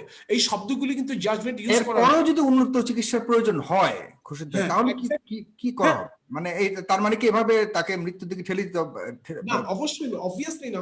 সেটি যদি সরকারি, আমাদের দেশে পর্যাপ্ত চিকিৎসা নাই সেটা আমিও জানি, আপনিও জানেন, আমরা সবাই জানি, কিন্তু আমাদের কমপ্লিকেশনসের জন্য যদি দেশের বাইরে যেতেই হয় হচ্ছে প্যান্ডেমিকে আজকে ভারতের অবস্থান থেকে না আমাদের অবস্থান থেকে ভারতে সাগরে নদীতে লাশ প্যান্ডেমিকের কথা বলছি না আমি, শুধু আপনার কিন্তু অন্যান্য সাইড এফেক্ট অন্যান্য সাইড কমপ্লিকেশনস আছে। আজকে বেগম খালেদা জিয়ার ইস্যুটা এত হাইলাইট হচ্ছে বিকজ অফ প্যান্ডেমিক, এটা কিন্তু রিয়ালিটি, এটা স্বীকার করতে হবে। যে আজকে আমি টিভিতে দেখলাম এনটিটিভি, ওখানে সাগরে লাশ ভাসছে, ইন্ডিয়াতে নদীতে লাশ ভাসছে, ওখানে দাফন করার জায়গা নাই, লাশ পোড়ানোর জায়গা নেই। আমরা দেখলাম আমাদের টিভি তো এটা ভার্চুয়ালি ওখান থেকে নিয়ে করা হয়েছে, পাবলিশ করা হয়েছে। সেখানে আমাদের বাংলাদেশের অবস্থা সেটা না। এখানে কি চিকিৎসা নিচ্ছে না? এখানে তো অনেক বড় বড় লোক চিকিৎসা নিচ্ছে, তারা বিদেশে যাচ্ছে আবার এসে এখানেই ট্রিটমেন্ট নিচ্ছে। এখন কথা হলো welfare of the Begum Khaleda Zia, that has to be consider. এবং আমি মনে করি সরকার এটা সবচেয়ে বেশি গুরুত্ব দিয়ে কনসিডার করেছে, সবচেয়ে বেশি গুরুত্ব দিয়ে কনসিডার করছে। তাহলে আজকে খালেদা জিয়ার আজকে যে করোনা নেগেটিভ হলো, ওনার তো this is a obviously development positive. আমরা দেখেছি যে স্পেশাল বিমানে করে, কিন্তু স্পেশাল নিডের সময় স্পেশাল বিমানে করে বাইরে থেকে ডাক্তার আমাদের দেশে আনিয়েছে রাজনৈতিক ব্যক্তিত্বের জন্য। সেক্ষেত্রে যদি প্রয়োজন হয় খালেদা জিয়ার ক্ষেত্রে সেটা কি সরকার করবে? ওই যে আমি প্রথমে আপনাকে একটা কথা বললাম, legal status that has to be considered. 401 যে দেশের বাইরে যেতে না দেওয়া হয়, দেশে আনা সম্ভব কিনা বাইরে থেকে ডাক্তার, সেটা তো আমি যদ্দূর কাগজে পড়েছি ওনাদের এই ধরনের কোনো আবেদনও ছিল না। আর সরকারের আদেশে এই ধরনের কোনো আছে কিনা সেটাও আমি দেখিনি। ওনারা আবেদনও ছিল কিনা বিদেশ থেকে ডাক্তার আনবে সেটা আসলে আমি জানি না। এটা সায়েম সাহেব হয়তো ভালো বলতে পারবে ওনাদের আবেদন ছিল কিনা, সেটা আমি জানি না। কিন্তু welfare of the Begum Khaleda Zia এটা প্রাইমারি কনসিডারেশন নিয়ে সরকার ওনাকে যথেষ্ট আইনের বাইরে গিয়ে ওনাকে ছাড় দিয়েছে। আমি বলবো আইনের বাইরেও গিয়ে, কারণ দুটো জিনিস এখানে খুব পার্টিনেন্ট। দুর্নীতি দমন কমিশনের মামলা, কনসেন্ট অফ দ্য প্রিজাইডিং জাজ অফ দ্য কনসার্ন কোর্ট, যে দুটো হয়তো ওনারা ওভারলুক করে গিয়েছেন on the ground that welfare of the Khaleda Jia is the primary consideration, যার জন্য আজকে খালেদা জিয়া তার মন মতো চিকিৎসা করতে পারছেন। Thank you very much. ধন্যবাদ। জি, ব্যারিস্টার আবু সাইম, আপনি বলুন। ধন্যবাদ। অ্যাডভোকেট জনাব খুরশিদ আলমের বক্তব্যের মধ্যে চমৎকার কিছু বিষয় আছে যেগুলোর মাধ্যমে বেগম খালেদা জিয়ার যে জামিন পাওয়া উচিত ছিল কিংবা এই মুহূর্তে তার যে বিদেশে চিকিৎসা নেবার অধিকার আছে সেটা প্রমাণিত হয়। আমি আমার দৃষ্টিভঙ্গি থেকে বলছি, আমি বলছি না যে তিনি সেটা বলেছেন, কিন্তু তার বক্তব্য থেকে সেটা বেরিয়ে এসছে। যদি ধরা হয় যে তার মামলাগুলো চলমান, তাহলে আজকে বছরের পর বছর মামলাগুলো চলছে, তাহলে বেগম খালেদা জিয়া জামিন পাবেন না কেন?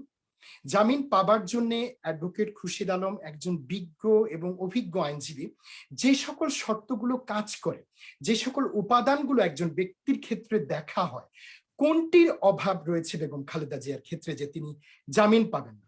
এমনকি হাইকোর্ট ডিভিশন কিংবা সার্বিক অর্থে সুপ্রিম কোর্টের যে অন্তর্নিহিত যে ক্ষমতাটা থাকে 561 এ যে ধারাটা আছে সিআরপিসিতে, সেটা পর্যন্ত সুপ্রিম কোর্ট প্রয়োগ করতে পারেনি তার ক্ষেত্রে, তার জামিন দেবার ক্ষেত্রে। এটা কি আমরা বুঝি না কিংবা মনে করতে পারি না যে গোটা বাংলাদেশে গত 14 বছর যাবৎ আদালত ব্যবস্থায় যে অনাছিষ্টি সৃষ্টি হয়েছে সেটারই একটা ফলাফল? আমরা তো দেখেছি কিভাবে আদালতকে কুক্ষিগত করা হচ্ছে, কিভাবে আদালতকে প্রভাবিত করা হচ্ছে। আমি যদি দুটো উদাহরণ দিই, তাহলে সেক্ষেত্রে উদাহরণের আগে যদি একটু দয়া করে ব্যারিস্টার আবু সাইম আমাদের প্রফেসর ডাক্তার হাবিবুল্লাহ মুন্না যে কয়েকটা প্রশ্ন করেছে, উনি আবার আরেকটা ইয়েতে যেতে হবে ওনার, আমরা অনুষ্ঠান প্রায় শেষ প্রান্তে। আমি চাচ্ছি যে উনি থাকাকালীন আপনি ওই প্রশ্নগুলোর উত্তর দিতে, এরপর দরকার প্রয়োজন 2-1 মিনিট আপনি সে রিলেভেন্ট তাহলে আমি চলে আসি ডাক্তার মুন্না যে বিষয়গুলো বলেছেন। অত্যন্ত দুঃখজনক ভাবে ডাক্তার মুন্না তিনি কিন্তু সব বিরোধী ভাবে নিজেকে উপস্থাপন করেছেন। তিনি একজন ডাক্তার, তিনি রাজনীতি করবেন, আমি একজন আইনজীবী, আমি কিন্তু রাজনীতি স্পর্শ করতে পারবো না, আমাকে শুধু আইনের ব্যাখ্যা দিতে হবে। আইনের ব্যাখ্যা আমি অবশ্যই দেব। আমি যে কথাগুলো বলেছি ডাক্তার মুন্না, আমি বিনয়ের সাথে বলছি যে তিনি অর্ধেক বুঝেছেন কিংবা আদৌ তিনি বুঝেন। যেমন ধরুন, তিনি বলেছেন যে আমি বোঝাতে চেয়েছি তাহলে একজন দণ্ডপ্রাপ্ত আসামির যখন সাজা স্থগিত করা হবে তাহলে কি তিনি ঘুরে বেড়াবেন ইচ্ছে মতো। বিষয়টা আমি সেভাবে বলিনি ডাক্তার। আমি যেটি বলেছি যে নিয়ন্ত্রণ যেটি আরোপ করা হবে সেটি যৌক্তিক নিয়ন্ত্রণ হতে হবে, এবং সংবিধানের 36 অনুচ্ছেদকে আমি সেখানে উল্লেখ করেছি, সেটার সাথে আমি রিলেট করে দিয়েছি 401 ধারা। এবং এটা যদি বুঝতে হয় তাহলে পুরো বিষয়টাকে একসাথে সামনে নিয়ে পড়ে তারপর সেটার বিষয়ে মতামতটা দিতে হবে। সুতরাং আমি আবারও বলি, যৌক্তিক নিয়ন্ত্রণ সরকার তো দিতে পারবে, সেটা 401 ধারাতে বলা আছে, without conditions or with conditions. এখন প্রশ্ন হচ্ছে, একজন মানুষের চিকিৎসাটা প্রয়োজন এবং সেই চিকিৎসাটা বিদেশে সম্ভব তার বেঁচে থাকার জন্য, যদি বিষয়টা সেভাবেই প্রতীয়মান হয় কিংবা তার ডাক্তাররা সেভাবেই বলেন, তাকে বিদেশে না যেতে দেওয়াটা, এই যে নিয়ন্ত্রণটি আপনি আরোপ করছেন সেটি অযৌক্তিক। আমি ওই কথাটি বুঝিয়েছি। আপনি গোপন তথ্যের বিষয় বলেছেন, বেগম খালেদা জিয়ার পায়ে ব্যথা কিংবা শরীরের অন্যান্য সমস্যা, সে নিয়ে রাজনীতিবিদরা, দলের নেতা কর্মীরা কথা বলছে, তাহলে কি মির্জা ফখরুল ইসলাম আলমগীর তাহলে কি আইন ভঙ্গ করছেন? সূক্ষ্মভাবে বিষয়গুলো বুঝতে হবে। আইন কোনো ছেলে খেলা না, আইনের ব্যাখ্যা অনেক কঠিন বিষয় অনেক সময়, এবং অনেক সময় অনেকের পক্ষে, আইনজীবীদের পক্ষেও কিন্তু সেটা কঠিন হয়ে যায়। আপনার খুরশিদ আলমও কিন্তু বলেননি মেয়ে বলতে কি বোঝাবে, শেল বলতে এখানে মেয়ে কি শ্যাল হিসেবে আসবে কিনা। আমার প্রশ্নটি ছিল যে যদি আমাদের দল থেকে যদি অপরাধ করে থাকে তাহলে তারা বলে অপরাধ করেছে। ডাক্তার মুন্না, আমি বোধহয় শেষ করলে আপনি উত্তরটা পেয়ে যাবেন, আমাকে দয়া করে বাধা দেবেন না, কারণ আমি আপনার কথা শুনেছি। ঘটনাটি কি ঘটেছে আমি সেই কথাটা বলতে চাচ্ছি ডাক্তার মুন্না, আমি আপনাকে শ্রদ্ধা রেখেই বলছি। ঘটনাটা ঘটেছে নথি, আমি আমার বক্তব্যে, আপনি আবার এটাকে শুনবেন রিভিউ করে, আমি বলেছি নথি, চিকিৎসা সংক্রান্ত তার করোনা টেস্টের রেজাল্ট বাইরে নিয়ে এসছে সজীব ওয়াজেদ, বাইরে নিয়েছে আশরাফুল খোকন, এই সংক্রান্ত বিষয়ে অহেতুক মিথ্যা তথ্য দিয়েছে ওবায়দুল কাদের। অতএব সেই জায়গাটাতে এই নথিটা বাইরে আসতে পারে না। অ্যাডভোকেট এখানে খুরশিদ আলম সাহেব আছেন, তাকে জিজ্ঞেস করেন আমার পরে যে বেগম খালেদা জিয়ার নথি সরকার বাইরে প্রকাশ করতে পারে কিনা, চিকিৎসা সংক্রান্ত নথি যদি প্রকাশ করতে পারে উনি বলেন, তাহলে এ নিয়ে আমরা আরেকদিন শুধু এই বিষয়ে ডিবেট করব। কিন্তু আমি বলছি গোপনীয় নথিগুলো আপনি প্রকাশ করতে পারবেন না। এখন জেনারি ডাক্তার মুন্না, আপনাকে বুঝতে হবে, সাধারণভাবে মানুষ যে কথাগুলো বলে সেগুলো তো প্রিভিলেজড কমিউনিকেশনের মধ্যে না। আইনের ভাষায় প্রিভিলেজড কমিউনিকেশন তো বুঝতে হবে আপনাকে, তাহলে আপনি কোনটা প্রকাশ করতে পারবেন কোনটা পারবেন না। আপনাকে আমি চ্যালেঞ্জ দিয়ে দেব, আপনাদের যে 4 জন নেতা এই কাজটি করেছেন, প্রত্যেকে ফৌজদারি অপরাধের দায়ে দণ্ডিত হতে পারেন যদি দেশে আইন আদালত থাকে, যদি ন্যায় বিচার প্রতিষ্ঠা হবার সুযোগ থাকে। আপনারা কি সেই চেষ্টা করবেন? ঘটনাটি হতো। জি ডাক্তার মুন্না, প্লিজ আমাকে আপনি মাঝখানে থামাবেন না, আপনি প্রয়োজনে আবার সময় নেবেন জনাব সাগরের কাছ থেকে, আমার কোনো সমস্যা নেই। কারণ আমি যখন কথাগুলো বলি আমি জেনে বুঝে তথ্যটাকে বিশ্লেষণ করে কথা বলি, না হলে আমি টকশোতে কথা বলতে আসি না। আপনি প্রশ্ন করেছেন সামরিক সরকার আসতে পারে কিনা, এমন একটি প্রশ্ন করেছেন অনুষ্ঠানের একেবারে শেষ ভাগে, যেখানে হয়তো 2 থেকে 4 মিনিট কথা বলবার সুযোগটা আমার আছে। বাংলাদেশ কিংবা বাংলাদেশের পূর্বে যে পাকিস্তানটা ছিল, সেখান থেকে যদি লেগেসিটাকে টানি, কয়েকবার সামরিক শাসন এই ভূখণ্ডটাতে এসেছে। আমরা খুব তাড়াতাড়ি শেষ করতে হবে। জি, এই তো সমস্যা তো যখন দিতে যাব তখন আপনাদের সময় শেষ। সামরিক শাসন আসতে পারে কিনা অনেক একটা প্রশ্ন। না আমি সামরিক শাসন আসতে বলিনি, তাহলে দেব না। জি ডাক্তার মুন্না, বৈধ কিনা বা আসতে পারে কিনা একই কথা, সেটা প্রয়োজনে আরেকদিন বলছি। আমার দৃষ্টিতে না। আমার কথাটা শোনেন, সামরিক শাসন বাংলাদেশে 1975 সালের 15ই আগস্টের পর যে সামরিক শাসনটা এসেছিল, কারা সামরিক শাসনটা জারি করেছিল, সামরিক শাসন পরবর্তীতে কতদিন টিকেছিল, কিভাবে টিকেছিল, কেন টিকেছিল, পরিস্থিতিটা কি, সেগুলো বুঝতে হলে শুধু আমি যদি হ্যাঁ অথবা না উত্তর দিই তাহলে আপনি শুধু না, বাংলাদেশের 18 কোটি মানুষ বিভ্রান্ত হবে। আপনাকে শুধু এইটুকু আমি জানিয়ে রাখি, পাকিস্তান পিরিয়ড থেকে শুরু করে বাংলাদেশের শাসনামল অবধি অনেকগুলো মামলা হয়েছে, দুটো দেশেরই সুপ্রিম কোর্টে মামলাগুলো হয়েছে, সেখানকার অনেক মামলাতে সামরিক শাসনকে বৈধ পর্যন্ত ঘোষণা করা হয়েছে। এবং আপনাকে আজকে শুধু এইটুকু দিয়ে চলে যাব, একটা সাকসেসফুল রেভলিউশন থিওরি বলে আছে, বাট আমি এটাকে বাংলাদেশের প্রেক্ষাপটে এই মুহূর্তে আমি ব্যাখ্যা করতে যাব না। আপনি হাসবেন না দয়া করে, আপনার হাসি না মানে বাংলাদেশের কোর্ট কিন্তু অবৈধ বলেছে, সেটা আপনি কিন্তু স্বীকার করলেন আপনি না। আমার কথাটা শুনেন, আমি তো বলেছি যে অনেক মামলা হয়েছে, সেই মামলাগুলো নিয়ে কথা বলতে হবে, আলোচনা করতে হবে। আপনি যদি শুধুমাত্র বলেন এই হয়েছে, বাংলাদেশে আপনাদের পছন্দের বিচারকরা রায়টা এটা দিয়েছেন, বাংলাদেশে আপনাদের পছন্দের বিচারকরা ইতিহাস রচনা করেছে। মনে রাখবেন, মিসক্যারেজ অফ জাস্টিস কিন্তু বিচারকদের মাধ্যমে পৃথিবীতে হয়েছে, যুক্তরাজ্য হয়েছে, যুক্তরাষ্ট্রে হয়েছে, বাংলাদেশেও হয়েছে। আজকে আপনার সেই বিচারকদের রায়কেই যদি ধরে বসে থাকেন, তাহলে এই যে যুক্তরাষ্ট্রে কালো মানুষেরা কোনোদিন দাস প্রথা থেকে মুক্তি পেত না, আপনি তো সেটা জানেন নিশ্চয়ই খুব ভালো করে। তো আমি একটা কথা বলি, মিসক্যারেজ অফ জাস্টিসের মামলাগুলোতে বহু বহু বছর, দশকের পর দশক পরেও কিন্তু রিওপেন হয়ে ন্যায় বিচার প্রতিষ্ঠিত হয়েছে। সুতরাং কেলসেনের আপনার যে সাকসেসফুল রেভলিউশন থিওরি আছে, সেই জিনিসটাও জানতে হবে, সামরিক শাসন কোনো একটা ভূখণ্ডে আসাটা বৈধ কি অবৈধ, সেটা উচিত কি অনুচিত। কিন্তু আজকের এখন 1 মিনিটের মধ্যে যদি আপনি আমাকে হ্যাঁ নাতে উত্তর দিতে চান, বলতে বলেন, তাহলে আমি আপনার ছাত্র না যে আমি আপনাকে হ্যাঁ নাতে উত্তর দেবো। এটা আলোচনার বিষয়, এটা একাডেমিক আলোচনার বিষয়, প্রায়োগিক আলোচনার বিষয়, সাংবিধানিক আলোচনার বিষয়। আপনি যে সংবিধানের বুকে ছুরি চালিয়ে সংবিধানের 7 খ যুক্ত করে দিয়েছেন, বলেছেন যে এই সংবিধানের বেসিক স্ট্রাকচার গুলোকে আর কোনোদিন সংশোধন করা যাবে না, এবং বেসিক স্ট্রাকচার বলতে সবকিছুকে মূলত ঢুকিয়ে দিয়েছেন, তাহলে আপনাকে বুঝতে হবে যে সংবিধানের জায়গাটা থেকেও এটার ব্যাখ্যাটা কি দাঁড়াবে। আমি এই কথাগুলো অ্যাকোমোডেট করা খুব ডিফিকাল্ট। একটা বিষয় বলি, আজকে তো আমাদের আলোচনার বিষয়গুলো এটা না যে আপনি যে প্রশ্নগুলো করেছেন যে নজিরের প্রশ্ন, আমি নজিরের বিষয় শুনুন। আসমা আব্দুর রব সাহেবকে জার্মানিতে যেতে দেওয়া হয়েছে চিকিৎসার জন্য, আপনি একটা সামরিক শাসনকালের কথা বলেছেন, আপনি অন্যান্য বিষয়গুলো বলেছেন যে কখন কোন সরকার ছিল, ইভেন তথাকথিত তত্ত্বাবধায়ক সরকারের বিষয়। আমি আসলে নজির, I do not care about নজির, নজির আছে কি নেই তাতে কিচ্ছু যায় আসে না। আমি 36 অনুচ্ছেদ বুঝি, আমি 401 ধারা বুঝি। আমি চ্যালেঞ্জ দিয়ে বলছি, 401 ধারায় বেগম খালেদা জিয়ার বিদেশে চিকিৎসা নেবার সুযোগ আছে। আজকে যেটা জনাব খুরশিদ আলম সাহেব বলেছেন যে সরকার মানবিক গ্রাউন্ড থেকে নাকি আইনি গ্রাউন্ড থেকে? জি, আইনি গ্রাউন্ড থেকে আমি বলছি কথাটা, যে আপনি 401 ধারাতে আপনারা কেন ডিফেন্ড করতে পারছেন না আইনি ভাবে? আপনি জনাব সাগর, আপনি বিষয়টা বোঝার চেষ্টা করুন।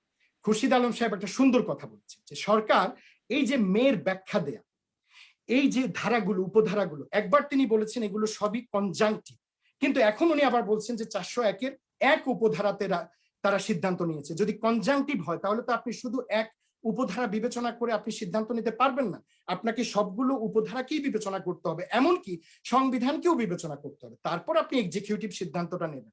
তাহলে প্রশ্ন হচ্ছে, সরকার যদি সিদ্ধান্ত নিতে ব্যর্থ হয়, বুঝতে ব্যর্থ হয়, ধারা ব্যাখ্যা করতে ব্যর্থ হয়, তাহলে সরকার কেন আদালতের কাছে গেল না? প্রিজাইডিং জাজের কাছে কেন গেল না? প্রয়োজনে সুপ্রিম কোর্টের কাছ থেকে ব্যাখ্যা চাওয়া যেতে পারতো, সেটা কেন করেনি? সরকার তো করেনি। তাহলে সরকার বেআইনি কাজটা করেছে। আমি যে বলেছি, জনাব খুরশিদ আলমের কথাতেই প্রমাণ পেয়ে যায় যে আপনার এই জায়গাটা হয়েছে। আমি এইখানটাতেই সরকার কিন্তু, আমি যে বললাম অশুভ রাজনীতি, আমরা তো প্রত্যাশা করেছিলাম প্রথম 2-1 দিন যে গত 14টা বছর ধরে যে অনাসৃষ্টি চলছে, সেই জায়গাটাতে আমরা একটা আশার আলো দেখতে পাচ্ছিলাম। বেগম খালেদা জিয়াকে মুক্তি না দিয়ে আপনি বাংলাদেশে কোন অসাধ্যতা সাধন করে ফেলবেন, কোন ভালোটা বাংলাদেশের জনগণের জন্য করে ফেলবেন? আপনি একটা কথা বলি জনাব সাগর, আইনের দিকে তাকিয়ে বেগম খালেদা জিয়ার জামিন, বেগম খালেদা জিয়ার মুক্তি, বিদেশে যাওয়া, চিকিৎসা নেওয়া, এগুলো নির্ভর করে না। বেগম খালেদা জিয়াকে তো আপনি একটা প্রতিষ্ঠান হিসেবে বিবেচনা করতে হবে। এখন আপনি বলবেন আইনের চোখে সবাই সমান, হ্যাঁ, তাত্ত্বিকভাবে আইনের চোখে যখন সুবিধে অসুবিধের প্রশ্ন, যখন শাস্তির প্রশ্ন, যখন একটা প্রসিডিউরাল আসপেক্ট, আইনের চোখে সবাই সমান। কিন্তু আইনের চোখে কি সত্যিকার অর্থেই আইনের প্রায়োগিক দিক থেকে সবাই কি সবসময় বলতে পারবে যে আইনটা সমানভাবে সবার জন্য কাজ করবে? তাহলে একজন ভিআইপি ব্যক্তি যখন শাস্তি পায়, যখন জেল কোড অনুযায়ী, তিনি কিন্তু ডিভিশন পান, তো আমি তো ডিভিশনটা পাবো না, তাহলে কি আইনের চোখে আপনি বলবেন সেটা তো আইনেই আছে, সেটা আইনেই আছে, আইনের বাইরে? অ্যাবসলিউটলি ইয়েস, আইনে আছে, কিন্তু আমরা এমন কোনো দাবি করতে পারি না বা দাবি করার সুযোগ নাই যেটা আইনে নাই। সেটা জনাব সাগর, এই জায়গাটাই আমি আপনাকে বলতে চাচ্ছি। আইনের জায়গাটাতে তো আছে, আপনি কিভাবে প্রয়োগ করবেন সেটাই তো সমস্যা। প্রায়োগিক দিক থেকে আপনি, জনাব আনিসুল হক অত্যন্ত বিজ্ঞ একজন আইনজীবী, আমরা সবাই তাকে সম্মান করি, আইনমন্ত্রী হয়ে উনি আইনের ব্যাখ্যা পাল্টে ফেললেন। আজকে যদি তিনি সরকারের আইনমন্ত্রী না হতেন, আমি আপনাকে চ্যালেঞ্জ দিচ্ছি উনি এই ব্যাখ্যাটা দিতেন না, এবং এই ব্যাখ্যাটা দিতে গিয়ে তার বুক কেঁপেছে, যার জন্য উনি সাংবাদিকদের সাথে এটা বলতে পারেননি প্রথমে। আর মানবিকতার কথা বলছেন, যারা বলেন যে সরকার খুব মানবিক হয়েছে সেজন্য বেগম খালেদা জিয়া মুক্ত হতে পেরেছেন, তিনি চিকিৎসা পাচ্ছেন, এই সমস্ত অবান্তর কথাবার্তা। এই মানবিকতার আপনাকে অসংখ্য ধন্যবাদ মধ্যেই চলে এসছে ব্যারিস্টার আবু সাহেব। সাহেব। জি। আর মানবিকতার বিষয়টা আইনের ভেতরেই, আইনি সেই ব্যবস্থা করে। মানবিকতা যদি হতো, কিন্তু আইনি ভাবে আপনারা সেভাবে উপস্থাপন করতে পারছেন না। আপনারা বেশিরভাগ এখন দেখা যাচ্ছে সে মানবিক ভাবেই চাচ্ছেন, আপনারা বেশিরভাগ নেতারা মানবিক ভাবে চাচ্ছেন। এই জায়গাটা আপনি শুনুন, মানবিক ভাবে চাচ্ছি কারণ ওই মানবিকতার জায়গাটা ওই 401 ধারাতে আছে বলে। সরকারের কাছে মানবিক কোনো কিছু চাওয়ার নেই। হ্যাঁ, সরকার মানবিক ভাবে ডেফিনেটলি সুযোগও দিয়েছে, যখন আসে আপনারা পার্সু করতে হবে আপনাদের। রাজনৈতিক বক্তব্য যখন আসে, রাজনৈতিক কথাবার্তা হয়, অনেক শব্দ অনেক সময় ব্যবহৃত হয়, আপনি সবকিছুকে আক্ষরিক ভাবে ধরে বসে থাকলে হবে না। মানবিকতার এই সুযোগ বেগম খালেদা জিয়া পাওয়ার সুযোগটা হয়ে গেছে। একটা কথা লাস্ট, বাংলাদেশের জনগণের জন্য 30 সেকেন্ডে। জি। জিয়ার বিরুদ্ধে 2018 সালের ফেব্রুয়ারি মাসের 8 তারিখে রায়টা দেওয়া হয়েছে, তাকে জেলে যেতে হয়েছে। আজ অব্দি মামলা চলছে, জামিনটা উনি পাচ্ছেন না। যদি এই রাষ্ট্র মানবিক, সরকার প্রধান খুব মানবিক, আপনি কি জানেন জামিনের অধিকারটা একজন মানুষের ন্যায়সঙ্গত অধিকার? অ্যাডভোকেট খুরশিদ আলম আছেন, তাকে অতিরিক্ত সময় দিয়ে জিজ্ঞেস করেন। যে কোনো মানুষ যে কোনো ধরনের অপরাধ করুক, জামিনের অধিকার তার আছে।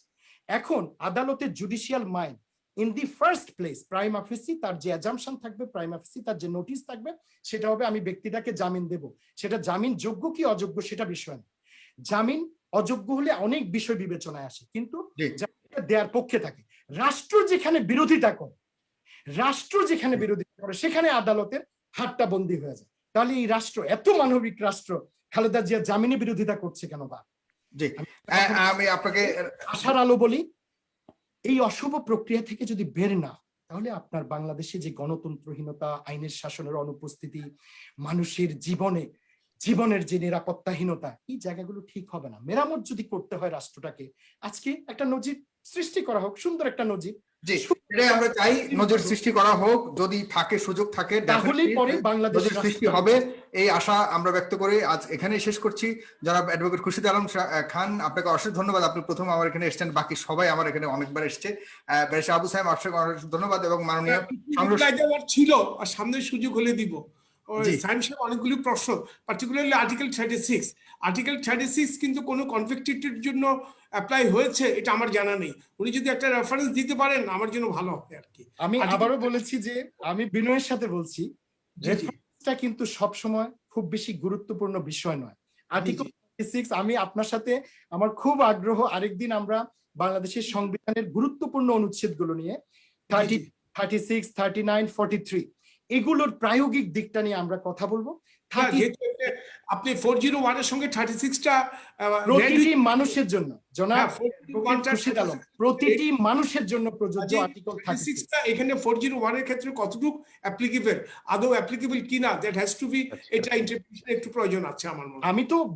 আমি তো একটা বিষয় বলেছি জনাব খুরশিদ আলম, যে রিজনেবল রেস্ট্রিকশন আরোপের কথা তো 36 এ বলা আছে, এবং সেটা আফটার কনভিকশন।